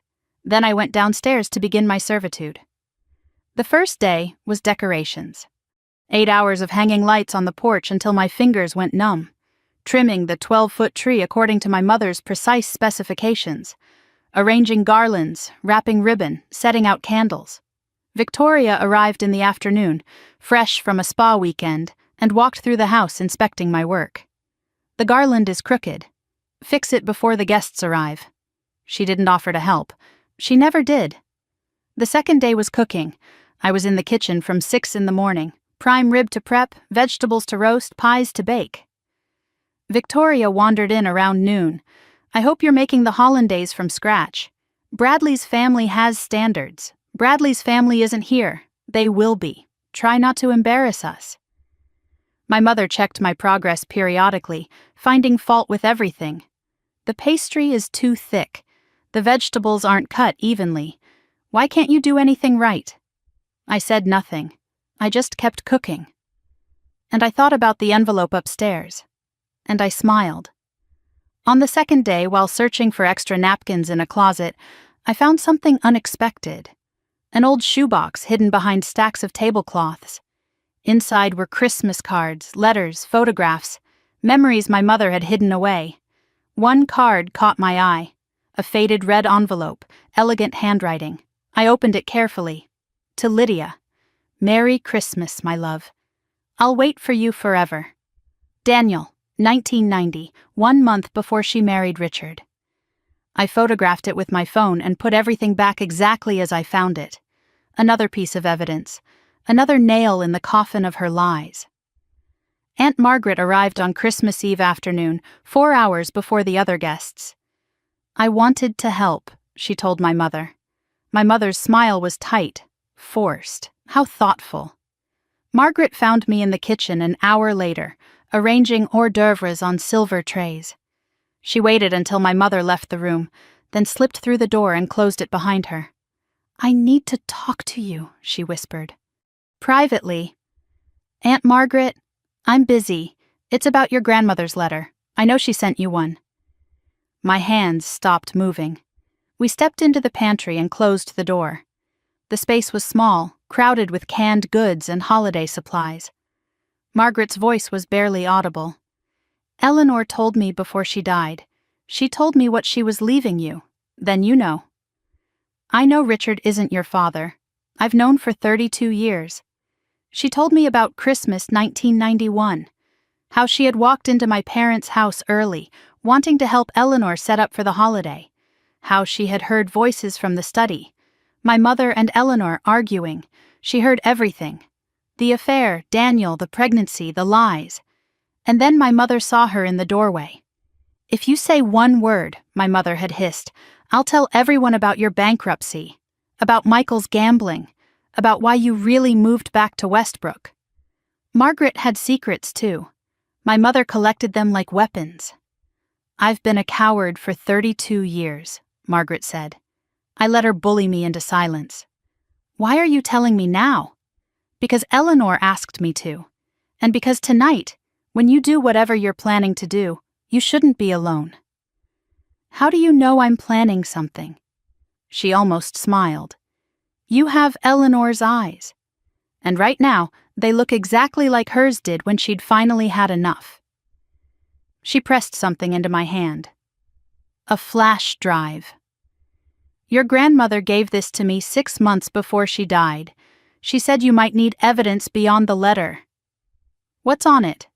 Recordings. Your mother confessing to Eleanor. Richard admitting he knew. Everything you need to prove you're not crazy. I closed my hand around it like a lifeline. Another weapon. Another piece of the truth. Victoria arrived at 4 with Bradley, both of them dressed like they were posing for a magazine cover. The tree looks acceptable, Victoria announced, surveying my work. I suppose Danielle's good for something. Bradley frowned slightly but said nothing. Victoria demanded my opinion on her engagement party dress. She twirled in front of the mirror while I stood watching. "Well, how do I look?" "Beautiful," I said honestly. "I know. I just wanted to hear you say it." She left to fix her makeup, and Bradley lingered. He looked uncomfortable, out of place. "Danielle, I just wanted to say..." "Yes?" "The way they treat you. I've noticed. It's not right." I studied his face. "Then why don't you say something?" "It's complicated." "It's not complicated, it's cowardice." He flinched but didn't argue. Victoria returned before he could respond. "Bradley, don't waste time talking to her. We need to rehearse our announcement." He followed obediently, but glanced back at me before leaving the room. Something in his expression, doubt, awareness, something that hadn't been there before. As Victoria passed me in the hallway, she leaned close. "Don't get any ideas about tonight," she whispered. "This is my moment. Try to stay invisible for once." I smiled. "Don't worry, Victoria. After tonight, you'll never forget I exist." She frowned, confused, then laughed it off. "You're so weird. No wonder nobody loves you." She walked away. I watched her go and thought 6 hours. Just 6 more hours. 5 o'clock, 1 hour until the guests would arrive. The house was perfect. My work, my hands, my exhaustion made visible. Candles flickered in crystal holders I had polished. Music played softly from speakers I had positioned. Champagne chilled in ice buckets I had filled. 25 place settings arranged around the extended dining table. I had seen the seating chart on my mother's desk. I had counted the names. I had noticed that mine wasn't among them. I went to my childhood bedroom and retrieved the envelope from my suitcase, checked the contents one more time. DNA results. Photograph. Copy of Eleanor's letter. The flash drive Margaret had given me, tucked into my pocket. Everything in order. Everything ready. I stood at the window, watching the first cars pull into the driveway. For a moment, doubt crept in. What if I was wrong to do this publicly? What if I should just walk away, never look back? What if exposing them only made me as cruel as they were? Eleanor's voice echoed in my mind. "You deserve a seat at the table. You always did. And if they won't give you one, build your own damn table." This wasn't cruelty. This was truth. They had 33 years to be honest. They chose lies. Now the choice was mine. I looked at my phone one more time. Daniel's message still there. "When you're ready, I'm here." I typed a response. "After tonight, I'll be ready. I'll call you tomorrow. I have a lot to tell you." I pressed send. Then I took a deep breath, smoothed my dress, and walked downstairs to join the party. Not as the invisible daughter, not as the useless disappointment, but as the woman who was about to burn their beautiful lie to the ground. The dining room was magnificent, I should know. I had spent 3 days making it that way. 25 guests mingled with champagne flutes, admiring the decorations, complimenting my mother on her exquisite taste. Nobody mentioned who had actually hung every light, arranged every flower, folded every napkin. I walked toward the table looking for my place card. I searched the head of the table. Richard and Lydia side by side. Victoria and Bradley, places of honor. Aunts, uncles, cousins. Everyone accounted for, everyone except me. I circled the entire table. 25 names, 25 chairs. My name wasn't there. That's when I saw it. My chair, the one I had sat in for 33 years of family dinners, now had a new place card. Bradley Harrison. My mother appeared beside me, champagne in hand, smile sharp as a blade. "Oh, Danielle, I meant to tell you. We needed the space." She didn't lower her voice. She wanted everyone to hear. "There's no place for useless people at this table." The room fell silent, and I smiled. "Actually, Mom, I think there's about to be." 25 people watched my mother humiliate me. 25 people said nothing. And for the first time in 33 years, I didn't need them to. The dining room glittered with my handiwork. Crystal glasses catching candlelight I had arranged. Garlands I had hung framing every window. The 12-foot tree I had decorated standing proud in the corner. All of it beautiful. all of it a stage for my erasure. I looked at the faces around me. Uncle Thomas with his champagne, suddenly fascinated by the ceiling. Cousin Meredith whispering to her husband behind her hand. Old Aunt Patricia clutching her pearls like a lifeline. Victoria smirking from her place of honor, enjoying every second of my humiliation. Bradley frozen beside her, fork halfway to his mouth. Richard at the head of the table, jaw tight, eyes fixed on his plate. And my mother, triumphant, certain she had won again. The old Danielle would have retreated to the kitchen. The old Danielle would have cried in the bathroom where no one could see. The old Danielle would have accepted this as her place. Nowhere. But that Danielle had died 12 days ago, reading her grandmother's letter. This Danielle had an envelope in her bag and fire in her chest. My mother waited for me to crumble. She had seen it 1,000 times. The tears, the quiet exit, the surrender. She expected it now. She was wrong. I didn't move from the table. I set down the dish I was carrying slowly, deliberately, on the sideboard behind me. I looked at the empty space where my chair should have been. I looked at Bradley's name card in my spot. I looked at my mother. I decorated this house for 3 days, Mom. My voice was calm, steady, carrying across the silent room. Lydia's smile flickered. And we appreciate your help. I cooked half this meal. I arranged every flower, I folded every napkin. Your point? My point is that I built this beautiful room. And you're telling me I don't deserve to sit in it? Her eyes narrowed. Don't be dramatic, Danielle. You can eat in the kitchen. You've always preferred it there anyway. Nervous laughter rippled from somewhere in the room. Victoria raised her champagne glass. Can we please not do this tonight? It's my engagement party. I ignored my sister. I kept my eyes locked on my mother. No, I don't think I will eat in the kitchen. The conversations that had been dying around us went completely silent. Champagne glasses lowered. All eyes turned to the invisible daughter who was suddenly very visible. Richard's voice cut through the tension. Danielle, that's enough. I turned to face him. The man I had called father for 33 years. Is it, Dad? Is it enough? Something in my tone made him go still. The way I said Dad, like a word I no longer believed in. I saw something flicker in his expression. Not guilt. Richard Foster wasn't capable of guilt. But fear. The same fear I had seen in my mother's eyes. I reached into my bag. My mother's gaze followed my hand, tracking every movement. I pulled out the manila envelope. Thick, official, undeniable. The room seemed to hold its breath as I walked toward the head of the table. Guests parted to let me pass, confusion and curiosity warring on their faces. I stopped at Richard's chair, looked down at the man who had watched my mother destroy me for 33 years and never once intervened.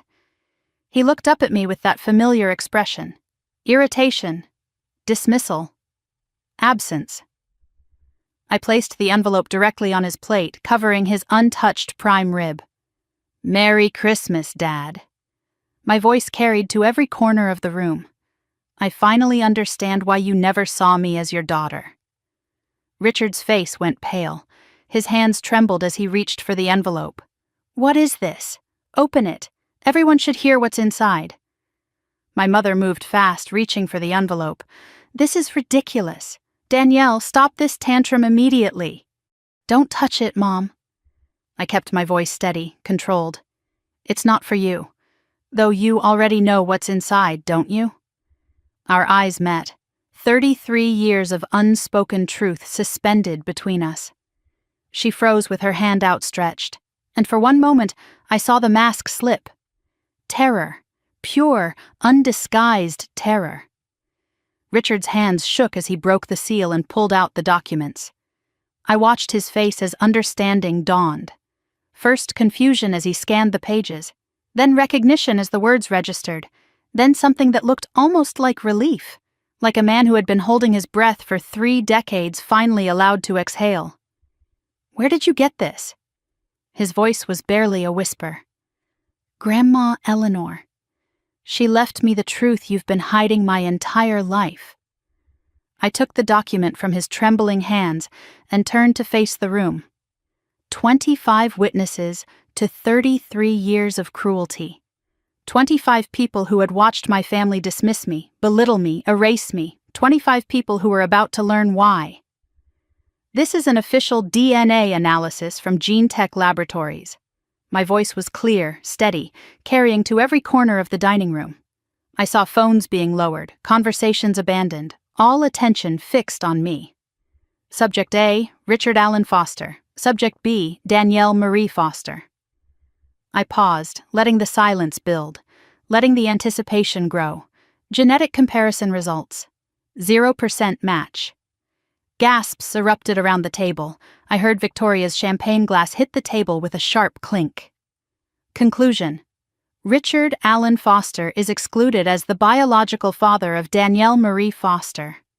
The room erupted into chaos. Whispers became exclamations. Hands flew to mouths. Eyes darted between me and my parents. I pulled the photograph from the envelope, the one Eleanor had kept hidden for 33 years. She also left me this. My voice cut through the noise. Our mother, summer of 1990, with a man named Daniel. 6 months before I was born. I held it up so everyone could see. My mother, young and radiant, standing with a man who was clearly not Richard. A man whose eyes and smile I saw every time I looked in a mirror. The whispers grew louder, spreading like fire. I always thought Danielle looked different. Lydia had an affair? Before the wedding? Richard knew? I let them talk. Let the truth sink in. Let 33 years of lies unravel in real time. My father sat motionless, staring at the photograph. The color had drained from his face entirely. "You knew," I said softly, "just to him, didn't you?" He didn't answer. "Grandma Eleanor told me everything. You've known since I was 3 years old. You did a blood type test. The results were impossible if you were my father. Still nothing. You knew I wasn't your daughter. And you let her treat me like garbage for 30 years. You watched her punish me for a sin I didn't commit. And you did nothing." Richard finally spoke. His voice was barely audible, cracking on every word. "I always suspected. From the day you were born. You didn't look like me, didn't act like me. But I told myself..." "Told yourself what? That if I ignored it, it would go away. That pretending was easier than knowing." The room had gone completely silent again. Every guest frozen, watching the patriarch of the Foster family crumble before their eyes. "You could have left her," I said. "You could have demanded a paternity test. You could have been honest with me, with yourself, with everyone. But you chose lies instead, and I've been paying for that choice my entire life."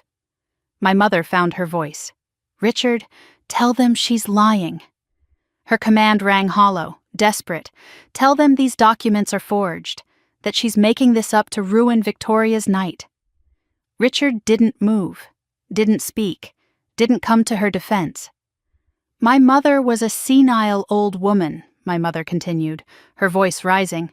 "She didn't know what she was doing at the end. This is all some kind of misunderstanding." "Grandma Eleanor was sharper than anyone in this room," I said. "Including you."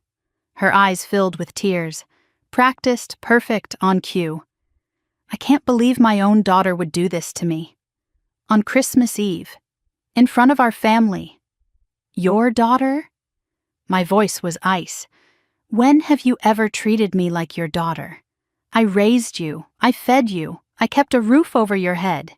You erased me from photo albums. You called me useless at every opportunity. You made me give up my education to care for you and then told me I was too old to go back. You have never once treated me like your daughter. I was your servant, your scapegoat, your punching bag." The relatives shifted uncomfortably. The whispers returned, but different now. Not gossip, judgment. Old Aunt Patricia spoke up. "Lydia, is this true? About the affair?" My mother's mask slipped further, the careful composure she had maintained for 33 years cracking in real time. It was one mistake. One summer 34 years ago. The room erupted again. Voices overlapping, questions flying, accusations building. And through it all, my mother stood frozen in the ruins of her perfect lie. Victoria stood up, her face flushed with rage. "This is insane. She's lying. She has to be lying." I turned to my sister, the golden child, the favorite, the one who had everything I was denied. "No, Victoria, I'm not lying. And I think you knew. I don't know what you're talking about. You found out somehow. Maybe you overheard them. Maybe Mom told you. But you knew I wasn't Richard's daughter, and you used it. Every time you called me useless. Every time you said I didn't belong, you knew why and you enjoyed it." Victoria's face went pale, then red, then pale again. "So what if I knew? You think it was easy for me? Having a sister who was living proof that my mother was a cheat. I was a child, Victoria, a baby. I didn't do anything to you. You existed. That was enough." The words hung in the air, ugly and honest. 33 years of cruelty distilled into 3 words. You existed. That was enough. Bradley pushed back from the table. His face had gone gray. "Victoria, stop talking," she spun on him. "Don't tell me what to do. I can't believe what I'm hearing." Bradley's voice was quiet but firm. "Your mother admits to an affair. Your father admits he knew your sister wasn't his. And your biggest concern is your engagement party? This is my family, Bradley. You don't understand. I understand perfectly. I just don't like what I see." He stood up, walked around the table toward me, 25 pairs of eyes following his every step. "I'm sorry," he said to me. "I should have said something months ago, years ago, the way they treat you. It's wrong." Victoria's voice rose to a shriek. "Bradley!" He didn't turn around. "I need some air." He walked out of the dining room. The front door opened and closed. Victoria stood alone in her champagne-colored dress, looking like a costume for a play that had just ended. Richard hadn't moved since reading the DNA results.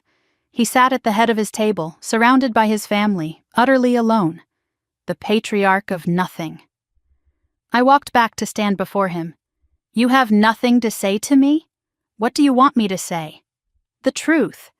For once in 33 years. A long pause. Then words I had waited my entire life to hear. "I knew before you were born." The room went silent again. Even Victoria stopped her dramatics to listen. Lydia came home smelling like another man's cologne.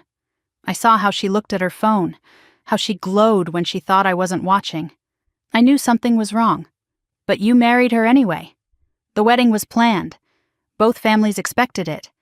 I thought once we were married it would stop. I thought I could love her enough to make her forget him. And when I was born, he couldn't meet my eyes. You had his eyes, Daniel's eyes. I knew the moment I saw you. You could have divorced her, demanded answers, done something, and admit to everyone that my wife cheated on me, that my marriage was a fraud from the start, that I was a fool. His voice cracked. I told myself if I ignored it, it would go away. If I never acknowledged it, it wouldn't be real. But you were always there, reminding me. Every time I looked at you, I saw him, so you let her punish me instead. It was easier than facing the truth. Did you ever love me? Even a little? He finally looked up, met my eyes, and in his gaze I saw the answer before he spoke it. I tried, I wanted to, but every time I started to, I'd see him, in your face, in your smile. And I couldn't. The words should have devastated me. Instead, they set me free. So you chose your pride over a child who didn't ask to be born. Yes. His voice broke completely. God help me, yes, I thought the worst was over. I thought there was nothing left to reveal. I was wrong. Aunt Margaret stood up, not hesitantly this time, deliberately, fully, like a woman who had finally made a decision after 32 years of silence. "Lydia," she said, and her voice rang through the silent room. "It's time to stop lying. To everyone." My mother's face went from flushed to gray. "Margaret, sit down." "No, I've been sitting down for 32 years. I've been keeping your secrets because you threatened me. because you knew things about my life that I couldn't afford to have exposed. Margaret turned to me. But your grandmother freed me from that, Danielle. Before she died, she told me it was time. And she gave me proof. Margaret! My mother's voice was desperate now, pleading in a way I had never heard before. There's more, my aunt said, ignoring her completely. More than the affair. More than the DNA. Something Danielle still doesn't know. She looked at me with tears streaming down her face. Something about why Daniel really left. And what your mother did to make sure he never came back. I thought I knew the worst of it. I thought the DNA results were the final secret. But my aunt stood in the middle of that ruined dinner party, tears streaming down her face, and I realized my family's lies had layers I hadn't even begun to uncover. The dining room was frozen. 25 people suspended in place like figures in a painting. Champagne going flat in forgotten glasses. Candles flickering, casting shadows across stunned faces. Victoria still standing, her perfect dress wrinkled now, mascara beginning to run. Richard slumped in his chair like a man awaiting execution. And my mother, for the first time in my memory, looked absolutely terrified. Margaret stood straight, shoulders back, decades of silence burning away with every word. I've kept your secrets for 32 years, Lydia. I let you threaten me into submission. I watched you destroy your own daughter because I was too afraid to speak. Her voice cracked, but she kept going. But Eleanor made me promise. Before she died, she made me promise that when Danielle finally learned the truth, I would tell her the rest. The rest? My own voice sounded strange to my ears. What do you mean, the rest? The part your grandmother couldn't prove. The part only I witnessed. My mother stepped forward. Margaret, I'm warning you. With what? Margaret's voice rose with sudden fury. What else can you possibly threaten me with? Your daughter just exposed everything. Your husband just admitted he knew. There's nothing left to hide. There are things that don't need to be said. No, there are things that should have been said 33 years ago. Margaret turned to face me fully. Her eyes were wet, but her voice was steady now. It was Christmas, 1991. You were almost 2 years old. I came to this house early, just like today. I wanted to help your grandmother set up for the holiday dinner. The front door was unlocked. I walked in and heard voices from the study, angry voices, your mother and Eleanor arguing. What they were saying stopped me cold. She took a deep breath. Eleanor was furious. She said you have to tell him. Daniel deserves to know he has a daughter. And your mother said he doesn't have a daughter. Richard has a daughter. That's how it's going to stay. Eleanor told her she was punishing you for her own sin. That you weren't even 2 years old and already she treated you like you were contaminated. And Lydia said, because every time I look at her, I see him. I see my mistake walking around in my house, eating at my table, calling another man Daddy. The words hung in the air like poison. My mother's face had gone completely white. Several relatives gasped. Victoria sank back into her chair, all fight drained from her. But that wasn't the worst part, Margaret continued. Eleanor threatened to contact Daniel herself. She said she had his address. She would write to him. He deserved to know the truth. And Lydia told her if you contact Daniel, I'll make sure you never see Danielle again. I'll tell Richard you've gone senile. I'll have you committed if I have to. You will not destroy my marriage. Margaret's voice dropped. Eleanor said your marriage is built on a lie. And Lydia answered, every marriage is built on lies, Mother. Mine just has bigger ones. I stepped back, trying to process what I was hearing. Trying to reconcile this version of my mother with even the cruel woman I had known. She had threatened to have her own mother committed. She had used me as a weapon to keep Eleanor silent. How did she find out you heard? I asked. I knocked over an umbrella stand. Margaret's laugh was bitter. Clumsy even then. The arguing stopped. Lydia appeared in the doorway and asked how much I'd heard. I said enough. And that's when she told me what would happen if I ever repeated it. She knew about my bankruptcy, about Michael's gambling, about why we really moved back to Westbrook. She collected secrets like weapons, and she used them to keep everyone silent while she punished you for existing. The room had gone completely still. No whispers now, no gasps. Just the sound of a family realizing that everything they thought they knew was wrong. "But that's not the worst of it," Margaret said again. "That's not why Daniel really left." My aunt reached into her purse and pulled out her phone. She connected it to a small portable speaker she had brought. "Your grandmother recorded this conversation in 2019. She wanted evidence that couldn't be disputed." Margaret pressed play, and Eleanor's voice filled the room, old, but clear and unmistakable. "Tell me what you did, Lydia. I need to hear you say it." Then my mother's voice, captured on tape 4 years ago. "Fine. You want the truth? Daniel called you in 1992. He wanted to know if the baby was his. And you told me." The recording continued, and I heard my mother confess to something I never could have imagined. I intercepted his next letter. He'd written to you, asking for a meeting, asking for the truth about me. "And?" Eleanor's voice prompted. And I wrote back. Pretending to be you, I told him the baby wasn't his, that a paternity test had been done, that he needed to stop contacting our family or Richard would press charges for harassment. You forged my handwriting. I practiced for weeks. He believed it. He stopped calling. He stopped writing. He disappeared. The room erupted. Voices overlapping, accusations flying, decades of polite silence shattered in an instant. But I couldn't move. I couldn't speak. I could only stand there as the full weight of what my mother had done crashed over me. Daniel had tried to find out. Daniel had wanted to know. He had written letters, made phone calls, searched for the truth. And my mother had forged my grandmother's handwriting, pretended to be Eleanor, and driven him away with lies. "He thought you didn't want him," I whispered.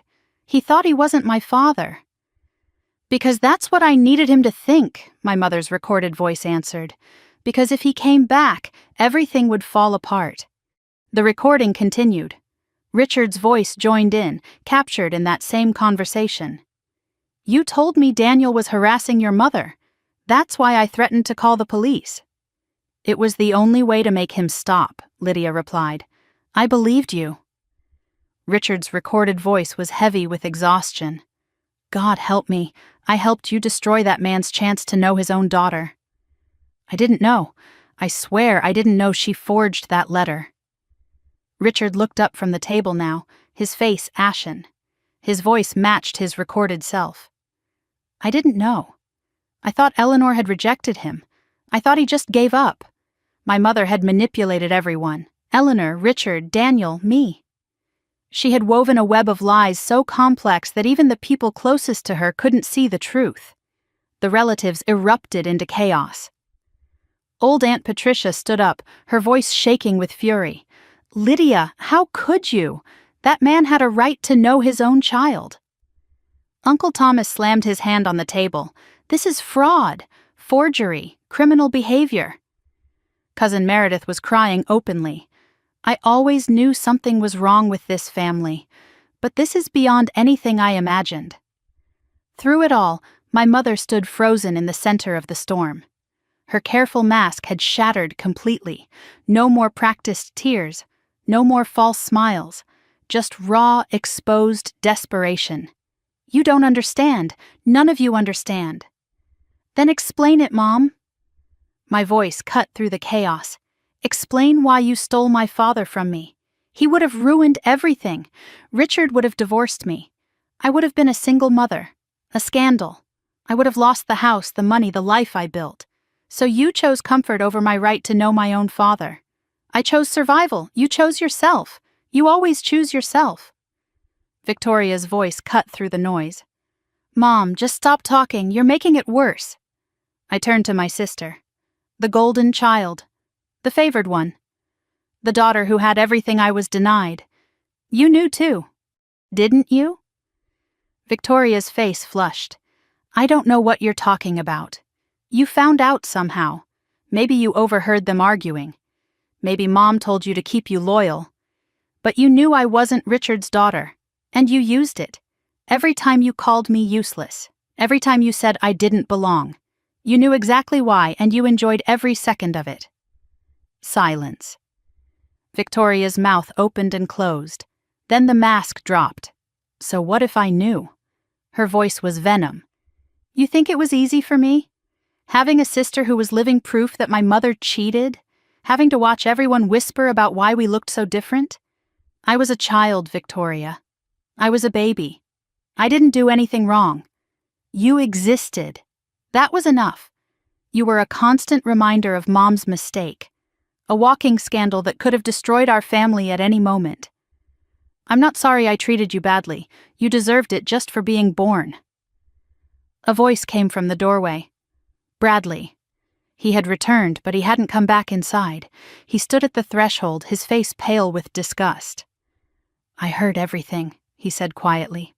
I was standing in the hallway. Victoria spun toward him. Bradley, please let me explain.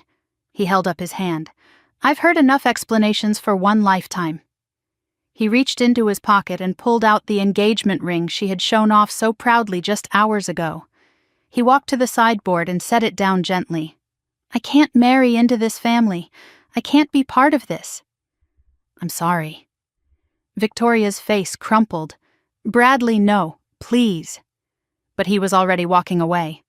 The front door opened, closed, and the sound of his car starting echoed through the silent house. Victoria collapsed into her chair, sobbing. Her perfect night, her perfect announcement. Gone. I walked back to stand before Richard, the man who had watched my mother destroy me and chosen silence over truth. You helped her. I didn't know about the forged letter, but you helped her in other ways. You made sure I stayed invisible. You told me my dreams were worthless. You let her erase me from family photos, from family history, from family memory. What was I supposed to do? His voice was barely audible. Be a father. Even if I wasn't yours biologically, I was a child in your house. I called you Dad. I loved you. I looked up to you. And you punished me for something I didn't do. His face crumpled, the careful composure he had maintained for 30 years finally breaking. I couldn't love you back. I tried. In the beginning, I tried. But every time you smiled, I saw him. Every time you accomplished something, I thought that's not mine. That came from someone else. So you punished me for being talented, for being capable, for being anything at all. I punished you for being his. Then he said something that broke me and freed me at the same time. Do you know what the worst part is? His voice was barely audible. Tell me. I was relieved when Lydia suggested you drop out of school to care for her. I was relieved when you gave up your dreams. Because if you succeeded, if you became someone important, everyone would eventually see the truth. That you were nothing like me. That you never were. You deliberately held me back. We both did, your mother and I. It was the one thing we agreed on. If we kept you small, kept you invisible, no one would look too closely. No one would ask questions. You sacrificed my entire life to protect your lie. Yes. He couldn't meet my eyes. God forgive me, yes. I turned to my mother. She stood alone now. Richard broken at the table. Victoria collapsed in her chair. Margaret triumphant. Relatives horrified. No allies left. No more masks to wear. You think you're so righteous, she spat. So perfect, standing there in judgment. But you don't know what it was like. Then tell me. Tell me what was so terrible that you had to torture your own child for 33 years. I was 23. I was scared. Daniel was everything Richard wasn't. Passionate, exciting. He made me feel alive. And for one summer I let myself believe I could have a different life. And when you got pregnant, I panicked. The wedding was in 2 months. Both families had expectations. I couldn't throw everything away for a man I barely knew. So you married Richard. I thought I could forget. I thought once you were born, I would look at you and just see my daughter, my child. I thought love would be enough. But it wasn't. No. Her voice broke completely. I looked at you and I saw every choice I didn't make, every road I didn't take. You were a living reminder that I chose safety over love, comfort over passion, and I hated you for it. You hated me because you hated yourself. Yes. The word was barely a whisper. God help me, yes. Every cruel thing I ever said to you was something I wanted to say to myself. I'm not going to forgive you, Mom. I know. I'm not going to pretend this conversation fixes anything. I know that too. Good. Because I want you to remember this night for the rest of your life. Every Christmas, every family gathering. I want you to remember what you did, what you admitted, and who you really are. I picked up the documents from the table. The DNA results, the photographs, the evidence of 33 years of betrayal. I folded them carefully and placed them back in the envelope. I want everyone here to remember something. My voice carried across the silent room. For 33 years, I was told I was useless, disappointing, not good enough. I believed it. I let it define me. But I was never the problem. I was never defective. I was just inconvenient. A living reminder of lies everyone in this family chose to protect. Danielle, Richard started. Don't, I cut him off. Don't say my name like it means something to you. It never did. I turned to Aunt Margaret. Thank you for finally telling the truth. She nodded, tears streaming. I should have done it years ago. Yes. But you did it tonight. That matters. I walked toward the door. No one tried to stop me. Victoria's voice, bitter and broken, followed me. So that's it? You destroy everything and just walk away? I paused at the threshold. I didn't destroy anything, Victoria. I just stopped pretending it wasn't already broken. I looked at her one last time. Enjoy your engagement party. Oh, wait. Bradley left. I guess there's no place for dishonesty in his family. I stepped out into the cold December night. The door closed behind me, and for the first time in 33 years, I was free. I expected the driveway to be empty. I expected to walk to my car alone, drive back to my apartment, and collapse into the silence of my own space. But someone was waiting for me. A car I didn't recognize sat at the end of the driveway. A man leaned against it, watching the house. When he saw me, he straightened. Dark hair, graying at the temples. Kind eyes. A nervous smile that looked hauntingly familiar. My heart stopped. He took a step toward me. You're Danielle. Not a question, a recognition. I couldn't speak. I'm sorry to show up like this. I know you asked me to wait, but when I got your text about tonight, I couldn't stay away. I couldn't let you face them alone. He was shaking. I was shaking. The cold December air swirled around us, but neither of us moved to escape it. I'm Daniel, he said, and I think I'm your father. I stood in my mother's driveway on Christmas Eve, snow beginning to fall, and met the man whose existence had shaped my entire life. The man I had never been allowed to know. The man who had spent 33 years believing a lie my mother had told him. And for the first time since I opened that envelope, I had no idea what to say. I had imagined meeting my father 1,000 times. In restaurants, in parks, in carefully planned reunions where I would know exactly what to say. I never imagined it would be in my mother's driveway on Christmas Eve, with mascara on my cheeks and 33 years of questions caught in my throat. Daniel Mercer stood 10 feet away from me, dark hair graying at the temples, kind eyes that crinkled at the corners when he tried to smile. Hands shoved deep in his coat pockets, shoulders hunched against the cold, or maybe against the weight of everything he didn't know how to say. He looked like a man who had driven 3 hours without knowing if he would be welcome. He looked like a man who had spent 33 years wondering. He looked like me. I know I should have waited, he said. His voice was rough, uncertain. Your message said after Christmas. But when you texted that you were confronting them tonight, I couldn't just sit in Portland and wonder what was happening. I couldn't let you face that alone, even if I was just sitting in a parking lot. I couldn't stay away. How long have you been here? 2 hours, maybe more. I heard shouting through the windows. I almost came inside 3 times. Why didn't you? Because this was your moment, your truth to tell. I didn't have the right to take that from you. I stared at him. This stranger who was my father. This man who had been erased from my life before I could even remember him. I should have been angry that he showed up uninvited. I should have been cautious. He was still a stranger after all. Instead, I felt something unexpected. Relief. Someone was here. Someone who wanted to be here for me. Not because of obligation or guilt, because he chose to come. I walked down the porch steps toward him. Each step felt like crossing a bridge I had spent 33 years searching for. The snow was falling harder now, dusting his shoulders, catching in my hair. When I reached him, when I stood close enough to see my own eyes reflected in his face, I said the only thing I could think of. I have so many questions. I know. He nodded, his voice breaking slightly. I have questions too. About everything. About you. About what happened. About why I believed that letter for so many years instead of fighting harder. You believed it because my mother is a very convincing liar, and because Eleanor's handwriting was close enough to fool anyone who didn't know her well. He looked past me at the house. The windows still glowed with Christmas lights I had hung. The faint sound of chaos still echoed from inside. What happened in there? Everything.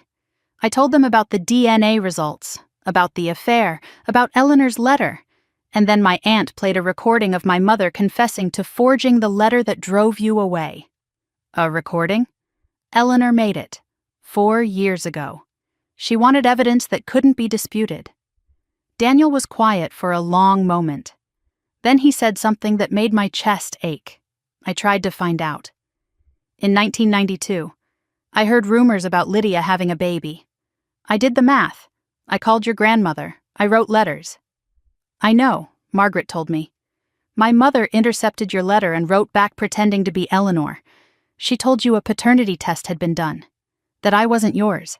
That you needed to stay away or Richard would press charges. I believed it. His voice cracked. God help me, I believed it. I wanted to fight, but a paternity denial and a threat of police involvement seemed so final. I thought I was protecting everyone by staying away. You were lied to. It wasn't your fault. It doesn't feel that way. It feels like I abandoned you. For 33 years, you grew up without me, without even knowing I existed. And I was 3 hours away, wondering if maybe I had a daughter somewhere who would never know my name. Headlights swept across the driveway. A car pulled up beside us, and Aunt Margaret stepped out. She saw Daniel and stopped, her face registering surprise, then understanding, then something like hope. Oh my God. You actually came. You told him where I was? I asked. I told the investigator to pass along your text. I didn't think he'd show up tonight. Daniel shrugged, a small, nervous movement. I've waited 33 years. I couldn't wait one more night. Margaret looked between us, her eyes filling with tears. Eleanor would have wanted this. She would have wanted you to meet him, Danielle. She spent the last years of her life trying to make this happen. I know. I felt my grandmother's presence like a warmth in my chest. She's the reason any of this is possible.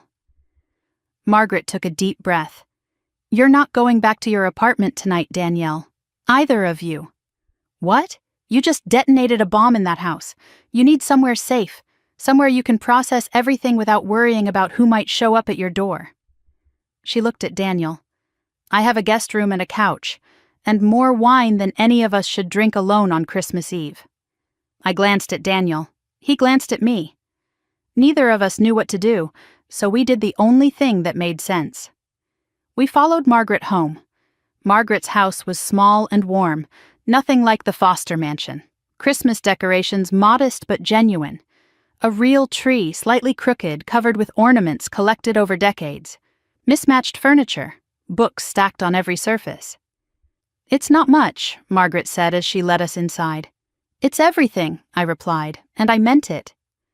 We sat in her living room until 2 a.m, talking, crying, laughing at the absurdity of it all.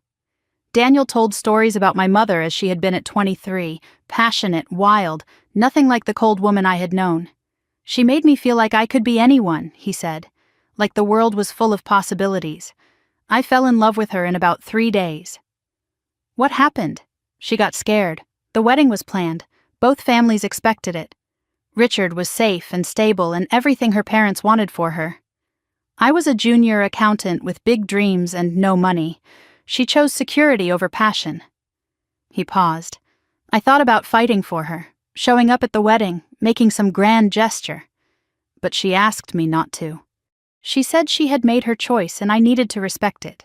So I did. I let her go. And then you found out about me.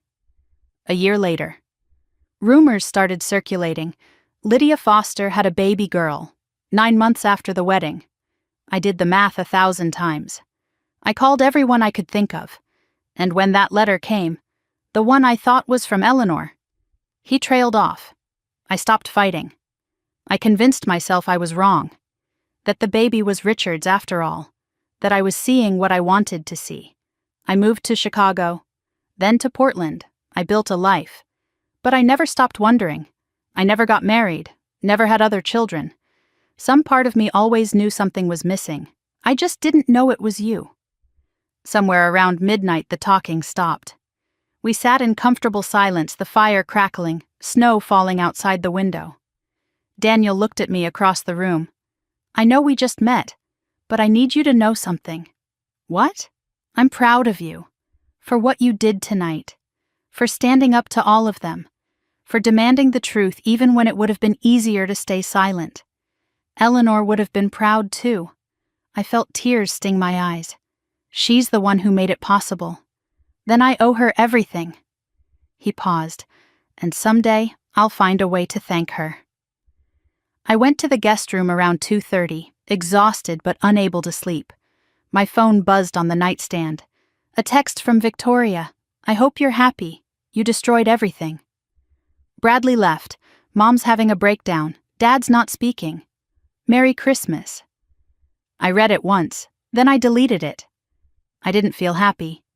But I didn't feel guilty either. For the first time in 33 years, I felt free. Christmas morning. I woke at 8:47 to the smell of coffee and something sweet baking. For a moment I forgot where I was. Then memory flooded back. The dinner, the confrontation, Daniel in the driveway. It wasn't a dream. It had really happened. I found Margaret in the kitchen making pancakes. Daniel sat at the table, looking like he hadn't slept but refusing to admit it. Merry Christmas, Margaret said. First one without the Foster circus. How does it feel? Quiet. Strangely quiet. That's what peace sounds like, sweetheart. You've just never heard it before. Daniel slid an envelope across the table toward me. I brought this. I've been carrying it for 3 months, waiting for the right moment. I opened it with trembling hands. Inside was a letter, handwritten, dated the day after he learned I might exist. I wrote this before I knew anything about you, he said. Before I knew your name, your face, your life. I just wrote what I would have said if I'd had the chance. I unfolded the paper and began to read. To the child I may never meet. If you exist, if you're out there somewhere, I want you to know I never left by choice. I never stopped wondering. And if I ever find you, if the universe ever gives me that chance, I promise I'll spend the rest of my life making up for every moment I missed. I couldn't finish. The tears came too fast. You wrote this before you knew me. I wrote it for the daughter I hoped you were. He reached across the table and took my hand. And you're more than I ever could have imagined. The fallout from Christmas Eve arrived in waves over the next 36 hours. My phone became a battlefield of texts and calls I mostly ignored. But I read every message. The picture they painted was devastating for the people who had spent 33 years lying. Victoria's messages grew increasingly unhinged. Christmas Day at 11, Bradley won't return my calls. His parents called off the engagement brunch. I hope you're satisfied. Christmas Day at 4, Mom hasn't stopped crying. She locked herself in her room. At 9, Dad's drinking. He finished an entire bottle of scotch. "This is your fault. Boxing Day at 2 in the morning, I always knew you'd destroy this family someday. I just didn't think you'd be so cold about it." Richard's messages were brief and broken. "Christmas Day at 3, Danielle, we need to talk, please." At 8, "I know I don't deserve your time, but there are things I never said." Boxing Day at 10, "Your mother and I are separating. I'm moving to a hotel. I thought you should know." Separating. After 33 years of lies, the truth had finally broken them apart. My mother sent nothing. Complete silence. Somehow that was worse than Victoria's rage. Relatives I barely knew suddenly remembered I existed. Cousin Meredith wanted to know if I was okay. Uncle Thomas said he was sorry. Aunt Patricia texted that Eleanor would be proud. People who had ignored me for 3 decades, suddenly reaching out, suddenly seeing me. I replied to none of them. What was there to say? On Boxing Day afternoon, sitting in Margaret's living room, my secret finally came out. Margaret was scrolling her phone, half watching the news. "Wait a minute. This designer everyone's talking about, Ember? They're saying she's Connecticut-based." She showed me the screen, a fashion blog headline. "Who is Ember? The mystery designer taking the industry by storm." My heart stopped. "You're looking at her," I said quietly. Margaret's phone nearly slipped from her hand. "What?" "Ember. Ember and Thread. That's me. I've been building it in secret for 7 years." Daniel leaned forward. "You're a fashion designer?" "I was supposed to be. Before I had to drop out. Before they took that dream away from me. So I built it back, piece by piece, in the spaces where they couldn't see. I showed them everything. My Instagram with 94,000 followers, my website, my portfolio, the Vogue feature request sitting in my inbox, the boutique deal waiting to be signed." "Why didn't you tell anyone?" Margaret breathed. "Because they would have found a way to destroy it. The only power I had was invisibility." Daniel stared at the screen, scrolling through my designs. "These are extraordinary." "You don't have to say that. I'm not being polite. I don't know fashion, but I know art, and this is art." He looked up at me with something new in his eyes. Pride. "My daughter is a designer, a real designer. I'm not famous or anything. You will be. Anyone who looks at this can see you will be." Margaret suddenly laughed. "Oh my God." "Victoria's engagement dress. What about it?" She spent weeks bragging about finding this amazing independent designer online. She paid $3,000 for a custom piece. Margaret turned her phone around. Victoria's Instagram post from October. The dress she wore to announce her engagement. My dress, Ember's work. She wore your dress to get engaged. She had no idea. The irony kept me warm on a lot of cold nights. Daniel had to leave the next morning. Work things to handle in Portland, even in retirement. But he made me a promise before he went. "I missed 33 years, Danielle. I can't get them back, but I can be here for the next 33. Or however many I have left. You don't owe me that. I'm not offering because I owe you. I'm offering because I want to know who you are. The woman you became despite everything they did. The designer who built an empire in secret. The daughter I never got to raise. I don't know how to do this. The family thing, I've never had one that wasn't broken. Then we'll figure it out together. Slow as you need, no pressure. What if I'm too damaged? What if I can't be what you want?" He turned to face me fully, his eyes bright with unshed tears. "You're already more than I ever hoped for. You don't have to be anything except yourself." I didn't plan what happened next. One moment I was standing apart, holding myself together. The next I was in his arms. He held me carefully, like something precious he was afraid to break. "I'm sorry," he whispered into my hair, "for every birthday, every Christmas, every moment I should have been there. It wasn't your fault, it doesn't matter, I'm still sorry." We stood on Margaret's porch until the cold drove us inside. And for the first time in my life, I understood what it felt like to have a father who wanted me. Not perfect, not healed, but wanting. and that was more than I had ever had before. Daniel left the next morning. We exchanged phone numbers, made plans to talk every Sunday, promised this was a beginning and not a goodbye. Margaret drove me back to my apartment and helped me carry in the bags I had never unpacked at my parents' house. "What will you do now?" she asked. "I don't know. Everything is different. I have a father who wants to know me, a career I don't have to hide anymore, a family that finally knows the truth, and Vogue wanting an interview."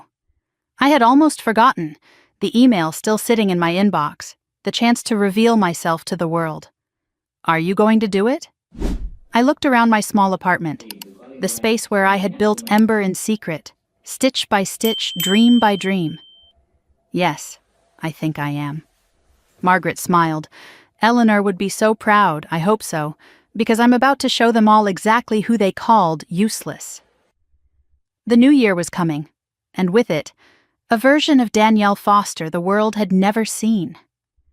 But first, there was one more thing I needed to face. My mother still hadn't called, and somehow her silence was louder than all of Victoria's rage combined.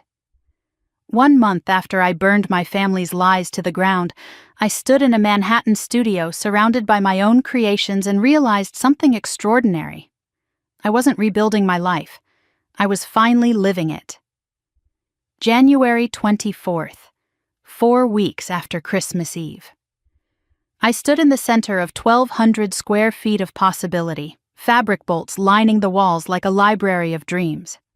3 industrial sewing machines hummed in the corner. 2 dress forms displayed works in progress. A cutting table stretched across the back wall, covered with patterns and chalk marks, and the evidence of 18-hour days. Natural light streamed through tall windows, illuminating everything I had built in secret and everything I was about to show the world. This was my studio. Ember and Thread's first real home. No longer working above a laundromat in Westbrook, hiding my passion in the hours between midnight and dawn. Eleanor's $50,000 had finally been put to its intended use. The Soho boutique deal was providing steady income. The Vogue interview was scheduled for next week. Everything I had built in darkness was about to step into the light. I ran my fingers across a finished gown hanging on the nearest form.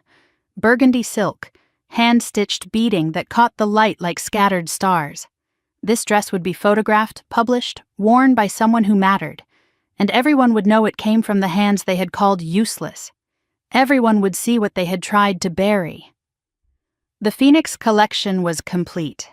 12 pieces, each representing a stage of transformation, from darkness to light, from ashes to fire, from invisible to undeniable.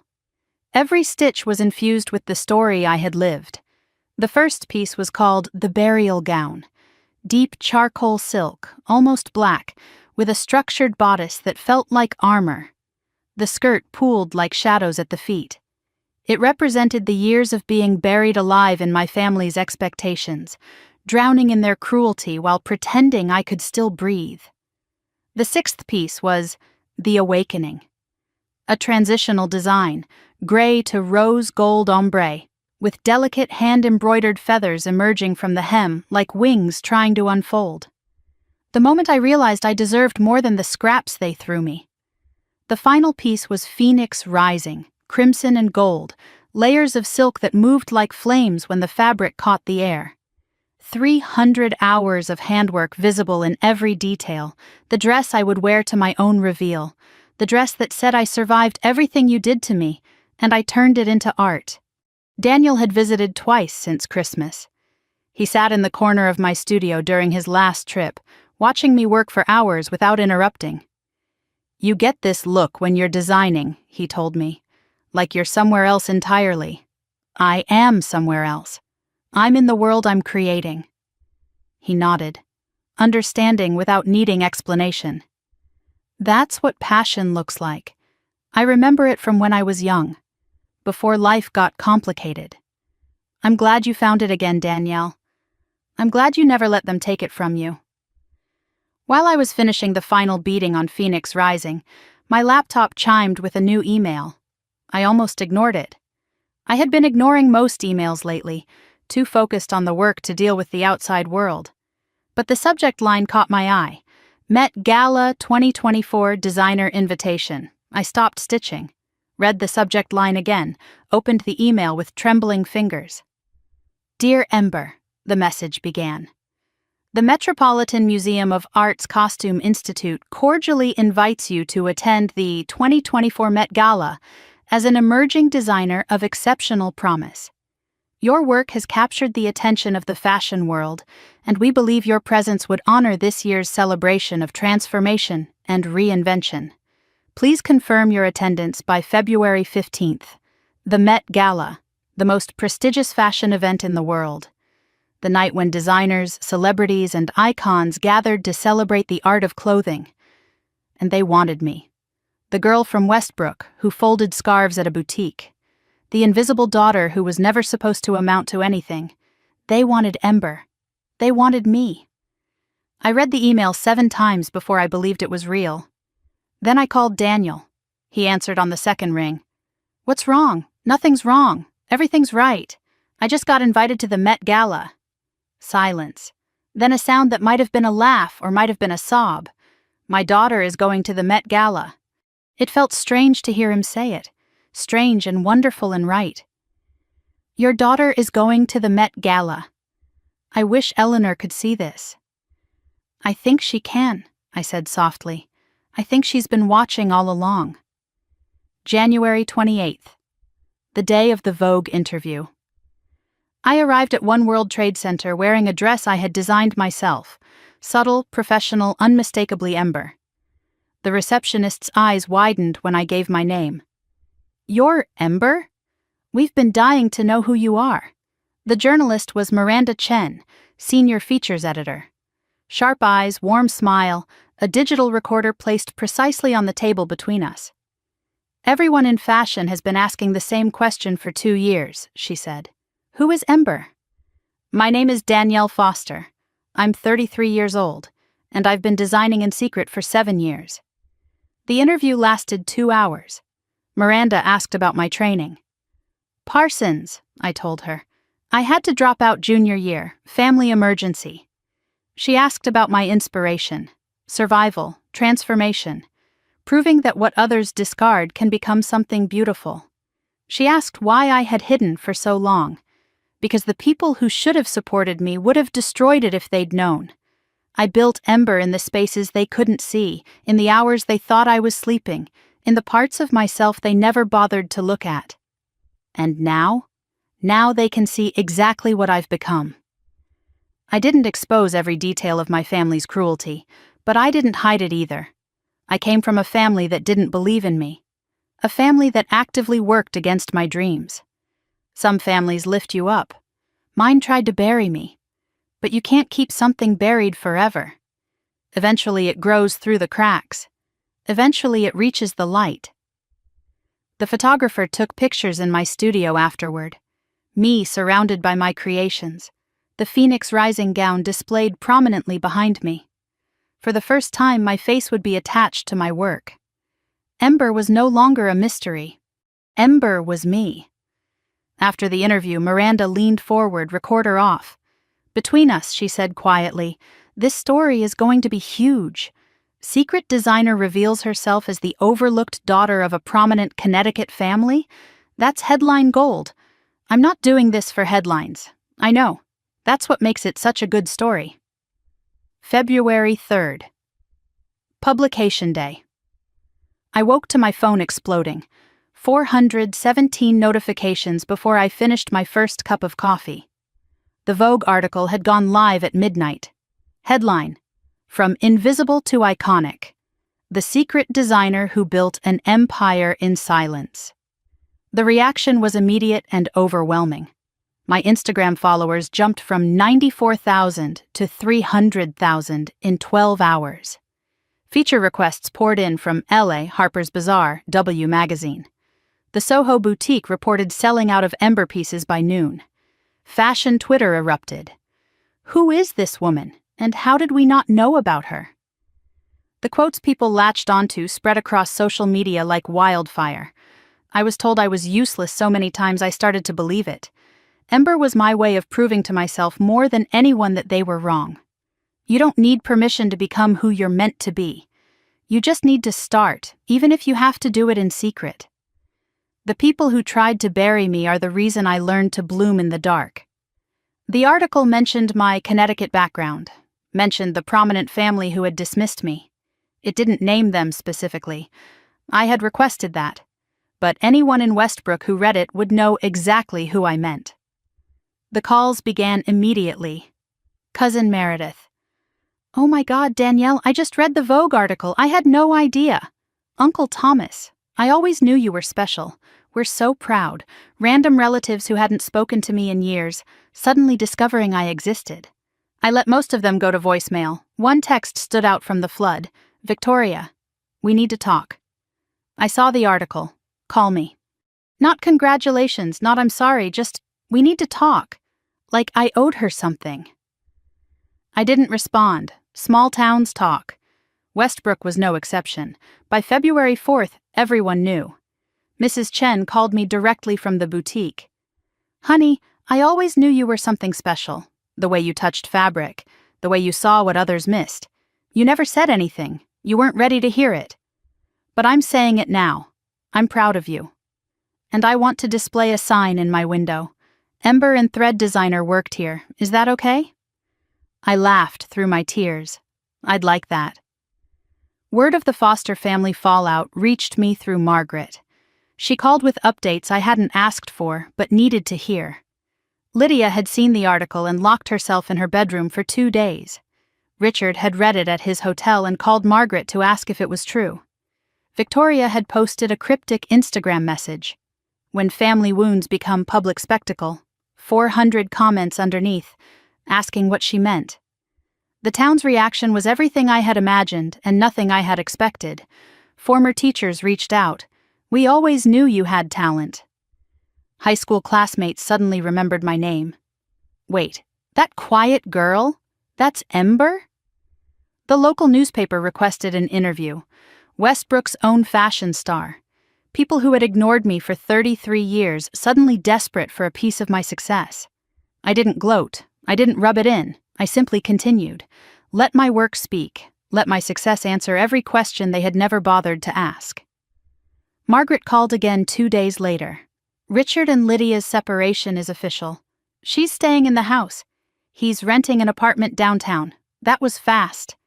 33 years of lies tend to collapse quickly once they're exposed. She paused. Do you feel bad? Do I? I considered the question honestly. Number 1, I feel free. Victoria called 5 times before I finally answered. February 7th. I picked up more out of curiosity than obligation. Danielle, finally! I've been trying to reach you for days. I've been busy. The Vogue feature and all. I read the article. It's wow. I mean, I always knew you were creative. Did you? Of course. Remember when you made that dress for my senior prom? I still have pictures somewhere. I remembered. Victoria had worn the dress, taken credit for finding it at a boutique, never mentioned I had made it. I remember. Well, I was thinking. Now that you're, successful. Maybe we could reconnect. I know some people who would love to meet you, industry people. I could introduce you to some really important contacts. Victoria, stop. What? I don't need your connections. I don't need your introductions. I built this without you, without any of you. I'm trying to support you. No, you're trying to attach yourself to my success, the same way you attached yourself to my failure for 33 years. I let the silence stretch. Victoria didn't fill it. You wore my dress to your engagement party, the one Bradley walked out of. More silence. You've been praising Ember's work for 2 years online. You had no idea it was mine. So, no, Victoria. We're not going to reconnect. You had 33 years to be my sister. You chose to be my bully instead. Her voice turned cold. You think you're so much better than us now? No, I think I've always been exactly who I am. The difference is, now everyone else can see it too. Mom was right about you. Goodbye, Victoria. I hung up. The satisfaction lasted about 10 seconds. Then came the hollow feeling. the grief for the sister I had never really had. Daniel called that evening, somehow sensing I needed him. Rough day? Victoria tried to pretend the last 33 years didn't happen. How did that go? I hung up on her. Good. Some bridges aren't worth rebuilding. They were rotten from the start. Richard's email arrived on February 10th. Subject line, "From your father, please read." 3 pages long. I almost deleted it unread. But something made me open it. The apology was lengthy, detailed, seemingly genuine. He acknowledged every failure, the silence, the complicity, the cruelty by omission. "I let your mother define how we treated you. I was too weak to stand up for you and too proud to admit I was wrong. I saw your article. I saw what you've become. And I realized that everything I thought I knew was backwards. You succeeded not because of us, but in spite of us. And that makes your achievement even more remarkable." His request was simple. "I don't expect forgiveness. I haven't earned it. But if you ever want to talk, not as father and daughter, we lost that chance long ago. But as two people trying to understand what went wrong, I would welcome it." I'm proud of you, Danielle. I know I have no right to be. But I am. I read the email 3 times. Showed it to Daniel during our Sunday call. "What do you think I should do?" "That's not my choice to make. But I'll support whatever you decide." I drafted a reply, deleted it, drafted another. The response I finally sent was 2 sentences. "I received your email. I'm not ready to respond, but I'm not saying never. Give me time." It wasn't forgiveness. It wasn't reconciliation. It was a door left slightly ajar.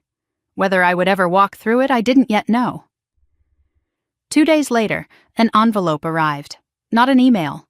Physical mail. Heavy cream cardstock, hand-calligraphed address. Inside was an invitation to a private showing at the Portland Museum of Art. Daniel's handwriting on the enclosed note made my heart skip. "Dear Danielle, my retirement wasn't just about leaving accounting. It was about finally pursuing what I love.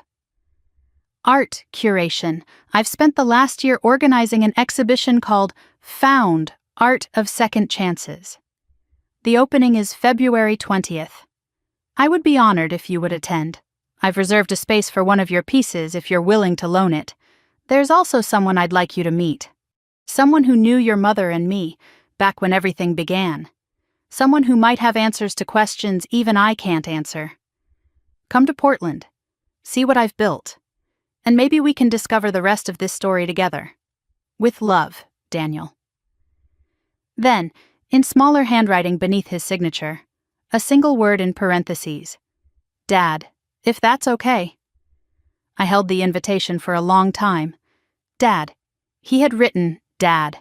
I didn't know if I was ready for that word yet. It still felt new, fragile, like something that might break if I held it too tightly. But I knew one thing for certain. I was going to Portland. I was going to see what he had built. And I was going to find out what other secrets this story still held. The train to Portland took 4 hours. 4 hours to think about the word Dad and whether I was ready to say it out loud. February 19th, the day before Daniel's exhibition opening. I packed a small bag, enough for 3 days, and told no one except Margaret where I was going. "Are you nervous?" she asked as she drove me to the station. Terrified. But I've spent 33 years not knowing who I am. I can't spend another day avoiding the answers. She hugged me on the platform, longer than usual. "Eleanor would be so proud of you. For all of this. For everything you're becoming." I hope so. I really hope so. The train pulled away from the station, and I watched Connecticut become Massachusetts, become New Hampshire, become Maine. The landscape changed outside my window. Bare trees giving way to snow-covered fields. Small towns flickering past like memories. I kept my phone in my bag, deliberately ignored. Just my thoughts and the letter Daniel had sent with the invitation. Not the invitation itself. Another letter that arrived 2 days later. Handwritten, 8 pages, his careful script filling every line. "I want you to know everything before you arrive," he had written. so you can decide if you still want to come. I had read it 7 times already. I was about to read it again. I unfolded the pages carefully. The paper was soft now, worn from handling. My dearest Danielle, the letter began. I've started this letter 15 times. Each time I get lost trying to find the right words. Maybe there are no right words for what I need to tell you. Maybe all I can offer is the truth, ugly and incomplete as it is. Let me start at the beginning. The summer of 1990, when I was 25 years old and stupid enough to believe that love could conquer anything. Daniel's story unfolded across the pages. He was a junior accountant at Hartford Textile Company. Fresh out of college, idealistic, hungry for a life that meant something. Lydia was the receptionist. Beautiful, sharp-tongued, magnetic in a way he had never encountered before. She laughed like the world was a joke, only she understood, he wrote. I was lost from the first moment I saw her. I knew she was engaged to Richard Foster. Everyone knew. But I told myself I didn't care. I told myself love was more important than propriety. I told myself a lot of things that summer. Most of them were lies I needed to believe. The affair lasted 3 months. Stolen moments in empty conference rooms, secret meetings at a motel outside of town, promises neither of them could keep. She said she would leave him. She said she just needed time. I believed her because I needed to. Because the alternative was accepting that I was just a distraction. A summer fling before she settled into the safe life she had chosen. The letter continued, and each word painted a picture I had never seen. September 1990, 1 month before the wedding. Daniel gave Lydia an ultimatum, him or Richard. Choose. She cried. She said she loved me. She said she couldn't leave. I asked her why not. She said because Richard is safe, and you're not. They met one final time, the night before Lydia married Richard. I begged her not to go through with it. I offered her everything I had, which wasn't much, a small apartment, a modest salary, a future full of uncertainty but also full of love. She kissed me goodbye and said some loves aren't meant to survive. I watched her walk away, and I thought that was the end of us. He didn't know then that she was already carrying me, didn't know that their last night together had created something neither of them expected. If I had known, he wrote, the ink slightly smudged as if he had paused there for a long time. God, Danielle, if I had known, nothing could have kept me away. I would have fought armies. I would have torn that house apart. I would have done anything to be your father. But I didn't know. And I've spent 33 years living with that ignorance. The next 2 years were the longest of my life, the letter continued. I tried to forget her, tried to move on, dated other women, threw myself into work. But something kept pulling at me. A feeling I couldn't name. A sense that something important had been left unfinished. In early 1991, Daniel heard rumors at the office. Lydia Foster had a baby girl, born in March, 8 months after the wedding. I did the math 1,000 times, he wrote. I knew, in my bones, I knew, but knowing and proving are different things. He called Eleanor first, the only person he thought might tell him the truth. Your grandmother was kind to me, Danielle. She didn't lie outright. She just said it wasn't her truth to tell. Then he wrote to Lydia directly, asked for a meeting, asked for honesty, asked if the child was his. The response came 2 weeks later. Eleanor's handwriting, or so he thought. It said a paternity test had been done. The baby was Richard's. I was mistaken. It said if I contacted the family again, Richard would file harassment charges. It said to forget Lydia, forget the baby, forget everything. I believed it. He had underlined those 3 words so hard the pen nearly tore the paper. God help me, I believed it. I requested a transfer to the Chicago office. Left Connecticut within a month. Spent the next 30 years telling myself I had imagined the whole thing. I dated other women, never married, never had children. Something always felt missing. Some part of me knew, but I couldn't face it. Facing it meant admitting I had given up, that I had let a letter, a single piece of paper, keep me from my own daughter. In 2019, everything changed. A DNA database flagged a distant cousin connection. Daniel started investigating, found records, hired a researcher. And then I found you, Danielle Marie Foster. Born March 15, 1991, 9 months after my last night with your mother. I realized then that the letter I received wasn't from Eleanor. The handwriting was close, but not quite right. Your mother had forged it. She had stolen my chance to know you, and your grandmother had spent 28 years trying to make it right. The final pages of Daniel's letter were the hardest to read. I won't pretend to understand what you've been through, he wrote. I can't imagine growing up in that house, being treated the way you were, never knowing why. But I can tell you this. If I had known about you, nothing would have stopped me. Not Richard's threats, not Lydia's manipulation, not 1,000 forged letters. I would have fought for you. I would have been there for every birthday, every scraped knee, every first day of school. I would have told you every single day that you were wanted, that you were loved, that you were never, ever useless. His regrets filled an entire page. I regret believing that letter without fighting harder. I regret letting 30 years pass without demanding answers. I regret every moment you spent thinking no one wanted you, when I was 3 states away, wanting you desperately without knowing you existed. His hopes filled the last page. I'm not asking you to call me Dad. That's a title I haven't earned. I'm not asking you to forgive your mother. That's your choice alone. I'm only asking for a chance to know the woman you've become, a chance to be something to you, even if we have to invent what that something is. There's someone I want you to meet in Portland. Her name is Clara. She was Eleanor's best friend for 50 years.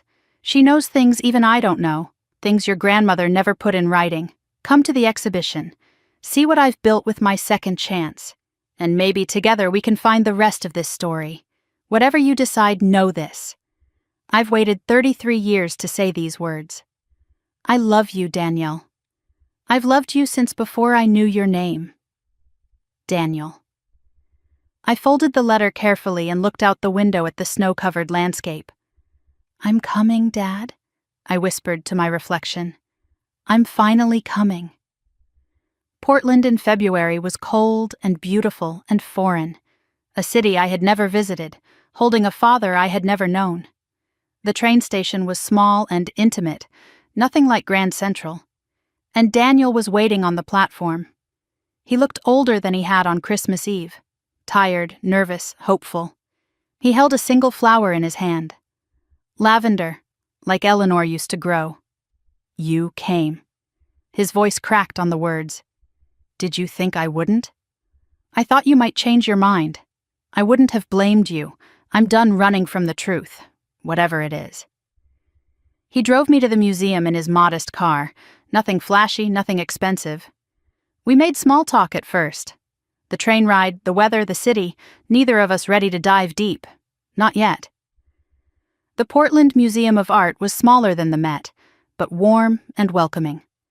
A sign at the entrance read, Found, Art of Second Chances, curated by Daniel Mercer. Inside, paintings and sculptures and photographs filled the galleries, all centered on themes of loss and recovery. Things found after being lost, people reconnecting after years apart, beauty emerging from broken places. This is what you've been doing since retirement? I asked. This is what I've always wanted to do. I just needed 30 years to find the courage. In the final room, a space had been reserved in the center. An empty display with a card reading, Reserved for Phoenix Rising by Ember and Thread, on loan from the artist. I wasn't sure you'd bring it, Daniel said. I wasn't sure either. But it belongs here. It's about the same thing, isn't it? Rising from what tried to bury you. A woman stood in the corner of the gallery watching us. White hair, sharp eyes, elegant posture despite her age. She walked toward us slowly, leaning on a cane. Daniel, she said, is this her? Is this Eleanor's granddaughter? Clara, meet Danielle. Danielle, this is Clara, your grandmother's oldest friend. Clara's eyes filled with tears as she took my hands. I've been waiting a long time to meet you, child. Eleanor talked about you constantly. She did? You were the light of her life, the only thing she was truly proud of in that family. Clara had known Eleanor for 53 years, since they were young mothers together, raising children, keeping each other sane. Eleanor told her everything over the years, the affair, the pregnancy, the forged letter, but also something more, something Eleanor had never put in writing. Your grandmother tried to reach Daniel in 1995, Clara said, 4 years after you were born. She did? Daniel's voice cracked. Lydia found out, intercepted the letter, threatened to have Eleanor committed if she ever tried again. That's when Eleanor started keeping records, building evidence, preparing for the day when someone would finally be strong enough to use it. Eleanor's original plan was to tell me when I turned 18, give me the choice as an adult. What stopped her? Your mother found out, threatened to move the family away, cut Eleanor off completely. Your grandmother chose to stay close to you rather than tell the truth. She chose proximity over honesty. She regretted it every day, but she couldn't bear to lose you. Clara reached into her bag and pulled out a small velvet pouch. Eleanor gave me this 30 years ago, said to hold it until the time was right. Inside was a ring, simple gold band, slightly tarnished with age, an inscription on the inside, to L, forever, D, 1990. Daniel gave this to your mother the night before her wedding, Clara explained. She kept it hidden for 3 years. Eleanor found it and took it for safekeeping. She gave it to me for protection. Said someday it should go to the person it was really meant for. Clara pressed the ring into my palm. Not the woman who betrayed his love, but the child that love created. I stared at the ring, evidence of a love story I had never been told, a promise that was broken before I was born. He really loved her. He loved the woman he thought she was, Clara said softly, before she became what she is now. That evening we sat in Daniel's small craftsman house near the waterfront. We had dinner, talked for hours, looked through old photographs Clara had kept. I was beginning to feel something I had rarely experienced. Belonging. Then my phone rang at 9 o'clock. Mom on the screen. First time she had called since Christmas. 6 weeks of silence and now this. I should probably take this, I said. Daniel nodded. Whatever you need to do. Danielle. Finally. I've been trying to reach you. Her voice was sharp, controlled. No, you haven't. This is your first call in 6 weeks. I needed time to process. You understand. I understand that you've had 33 years to tell me the truth. You chose not to. I'm your mother, Danielle. Doesn't that mean anything? It means you gave birth to me. It doesn't mean you loved me. I did love you. In my own way. Your own way was cruelty. Your own way was erasure. Your own way was making me believe I was worthless for 33 years. I made mistakes. Everyone makes mistakes. Mistakes are accidents. What you did was deliberate. For 33 years, I need you to come home. Her voice shifted, became pleading. To talk, to work this out. There's nothing to work out. You owe me a chance to explain. I don't owe you anything. Silence on the line. Then harder. I am your mother. You owe me forgiveness. No, I don't. I don't owe you my silence. I don't owe you my pain. I don't owe you my presence at tables where I was never welcome. Danielle. Goodbye, Lydia. Don't call me again. I hung up. My hands were shaking, but my voice had been steady. Daniel sat beside me in silence, not touching, just present. How do you feel? I don't know. Empty, relieved, sad. All of those things can be true at once.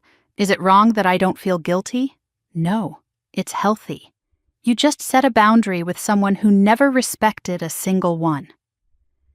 That night, alone in Daniel's guest room, I pulled out Eleanor's letter for the first time in weeks. Not the DNA results, not the evidence, just the final page. The postscript she had written 1 week before she died. I read it by the light of a small lamp, the ring Daniel had once given my mother sitting on the nightstand beside me. P.S., my darling girl. I need you to remember something, in case everything else fades. You were not a mistake. You were not a punishment. You were not something to be ashamed of. You were a miracle I got to love for 30 years. The bravest, kindest, most talented person I've ever known. Not in spite of what you endured, but because of how you survived it. Your mother's choices are not your story. Her shame is not your inheritance. You are allowed to be happy. You are allowed to be loved.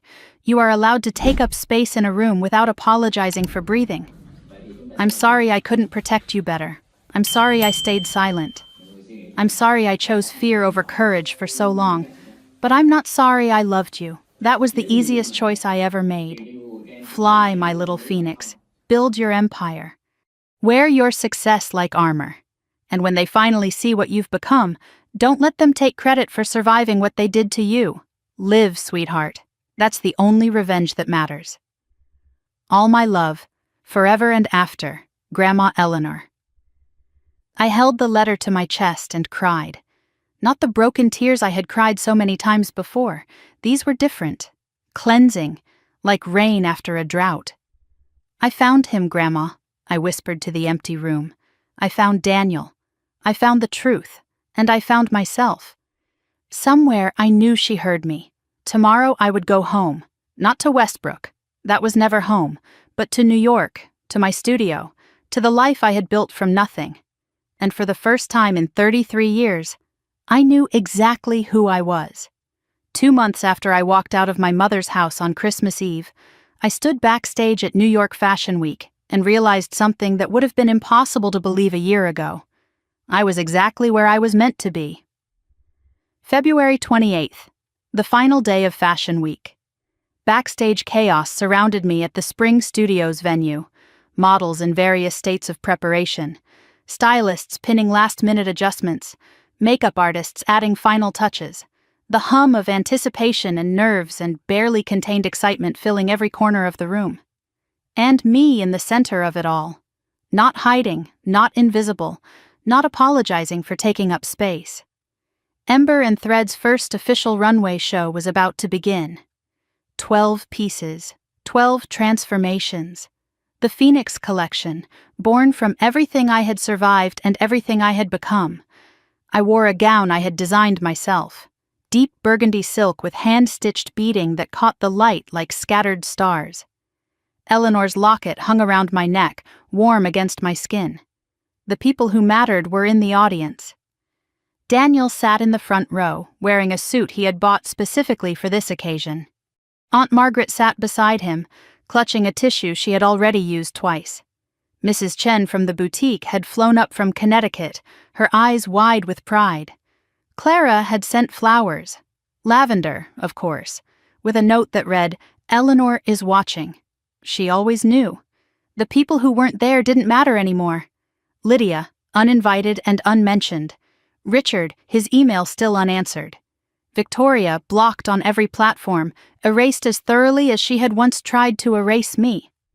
The stage manager's voice crackled through my earpiece. 5 minutes to show time.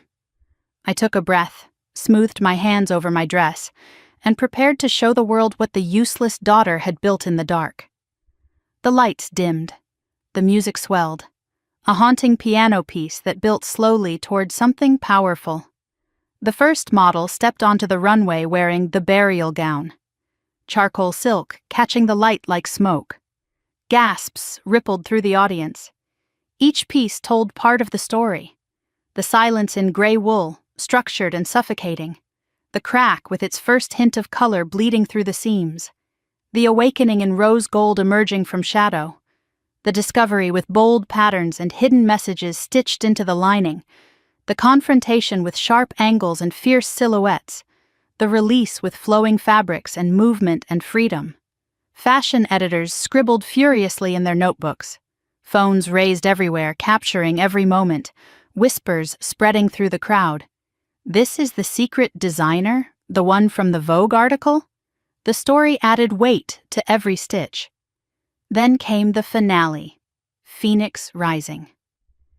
The final model paused at the end of the runway, crimson and gold, layers of silk that moved like flames, 300 hours of handwork visible in every detail. The audience rose to their feet.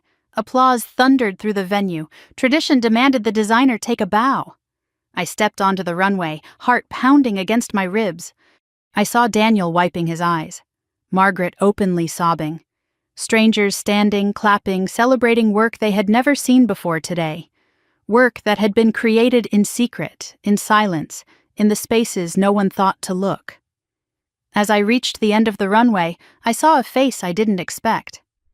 Bradley, Victoria's ex-fiancé, standing near the back.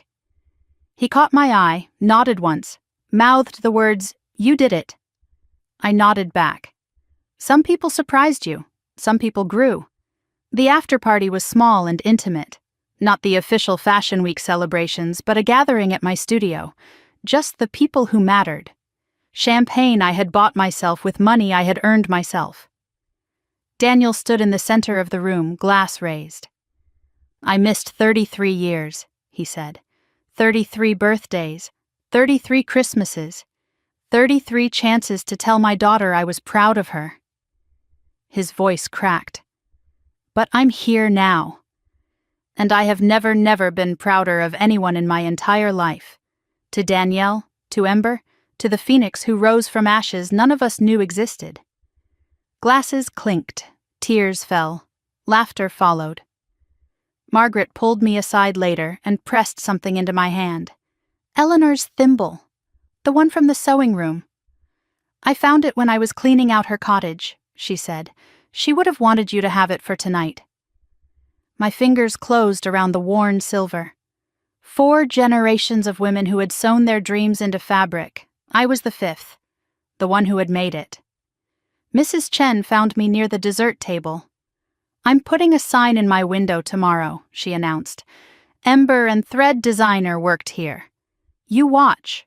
I'll have tourists lining up. I still can't believe you never told me. Would you have believed me? Honestly? No, I thought I knew you. You knew who I had to be. Now you know who I actually am." March 1st. Moving day. A real apartment now. Not a studio above a laundromat in Westbrook. 2 bedrooms, high ceilings, natural light streaming through tall windows. A dedicated workspace for designing. Room to breathe, room to grow, room to exist without apologizing. I painted the walls soft gray, the color of possibility. Eleanor's vintage Singer sewing machine sat in the corner, restored and working. Photographs lined one wall, Eleanor and me at my 8th birthday party, Daniel at his exhibition opening, Margaret at Fashion Week. Not a single photo of Lydia or Richard or Victoria, not erasure, just truth. These were the people who mattered now. The last box I unpacked was small and wooden. Inside lay Eleanor's letters, the DNA results, the photograph of my mother and Daniel from the summer of 1990. Evidence of the past I had survived. I didn't throw it away. Some things needed to be remembered. But I didn't display it either. The past had its place. It wasn't the living room. I set up the 2nd bedroom carefully. Daniel's room, I had started calling it in my head. For when he visited, which was becoming more frequent, he was planning to move closer. Not next door, not in my pocket, he had said, just closer. I'd like that, I had told him, and I meant it. On the refrigerator, held by a magnet, the Met Gala invitation. May 6th, just 2 months away. The dress was already designed. Emerald green with Eleanor's locket worked into the neckline. The girl they had called useless was going to the biggest fashion event in the world. The irony never stopped being satisfying. That evening, I sat by the window with the city lights glittering below. I pulled out Eleanor's letter. The paper was soft now, nearly falling apart at the creases. I had read it so many times that the ink was starting to fade where my fingers had touched it most. But I needed to read it one more time. The postscript. The words she had written 1 week before she died. P.S. My darling girl, I need you to remember something in case everything else fades. You were not a mistake. You were not a punishment. You were not something to be ashamed of. You were a miracle I got to love for 30 years. The bravest, kindest, most talented person I've ever known, not in spite of what you endured, but because of how you survived it. Your mother's choices are not your story. Her shame is not your inheritance. Her cruelty is not your legacy. You are allowed to be happy. You are allowed to be loved. You are allowed to take up space in a room without apologizing for breathing. Whoever your father is, wherever he is, he doesn't define you either. You are already whole. You always were. I'm sorry I couldn't protect you better. I'm sorry I chose silence when I should have chosen truth. I'm sorry for every moment you spent believing their lies about who you are. But I'm not sorry I loved you. That was the easiest choice I ever made. Fly, my little phoenix. Build your empire. Wear your success like armor. And when they finally see what you've become, don't let them take credit for surviving what they did to you. Live, sweetheart. That's the only revenge that matters. All my love, forever and after. Grandma Eleanor. I held the letter to my chest and cried. Not the broken, hopeless tears I had cried so many times before. These were different. Cleansing. Like rain after a drought. I did it, Grandma, I whispered. I found Daniel. I built my empire. I lived. The Foster family was unraveling. Word reached me through Margaret, who kept me informed without me asking. Richard and Lydia's divorce proceedings had begun. The house was for sale. 33 years of marriage collapsing under the weight of lies that could no longer be sustained. Richard had moved to a small apartment. He was attending therapy, Margaret said. He had written 3 more emails I hadn't answered yet. Lydia remained in denial. She told relatives that I had been manipulated by outsiders, that I had always been troubled, that none of this was her fault. No one believed her anymore. Victoria had lost her job. The scandal from Christmas Eve had spread through Connecticut social circles and eventually reached her law firm. They suggested she take a leave of absence. Last I heard, she had moved to California. We would probably never speak again.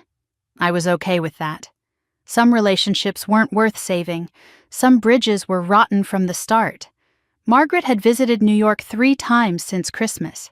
She was talking about moving closer. To be near real family for once, she said. We had dinner together every Sunday she was in town. The aunt who had been silent for 32 years had become the family I never knew I needed. Daniel and I talked every Sunday. He visited twice a month, staying in his room in my apartment. We were learning each other slowly, favorite foods, pet peeves, the small details that families accumulate over years of knowing each other. He had started calling me sweetheart, the same word Eleanor had always used. I had started calling him Dad, quietly, carefully, but meaning it more each time. March 3rd. Our Sunday phone call. Daniel's voice was warm through the speaker. How's the unpacking? Slow. I keep getting distracted by old photos. Find anything good? Eleanor's recipe book, the one Mom said was lost years ago. She hid it from you? She hid everything from me. But I found it anyway. I always found my way back to the things I loved. Are you happy, Danielle? Really happy? I considered the question seriously. I'm getting there. I'm not sure I know what happy feels like yet. I've spent so long surviving that I forgot what it means to actually live. But I'm learning. That's enough. That's more than enough. He paused. I found an apartment. In Brooklyn. 20 minutes from you. You're really moving? I missed 33 years. I'm not missing anymore. Dad. The word still felt new. Precious. I know, but let me do this.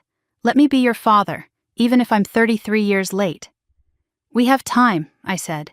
We have the rest of our lives. Then let's not waste another minute. Deal, deal. I love you, sweetheart. I love you too, Dad. I hung up, and the word echoed in my empty apartment. Dad. I had a dad. A real one who wanted me. I sat at my desk that night, surrounded by everything I had built. The phoenix rising gown hung on a mannequin nearby, back from the runway. Eleanor's thimble sat on my desk, warm from my skin. I opened my laptop and began to write. Not a letter, not a design, a reflection. For myself, for Eleanor, for anyone who had ever been told they were worthless and made the mistake of believing it. If you're still here, if you've stayed with me until the end, I want you to know something. I spent 33 years believing I was useless, a mistake, a disappointment, not good enough, not talented enough, not worthy of love or success or even a seat at the family table. I believed it because the people who were supposed to love me said it so often that it became my truth. I was wrong. And if you believe those things about yourself, if someone has spent years telling you that you're not enough, I need you to hear this. They're wrong too.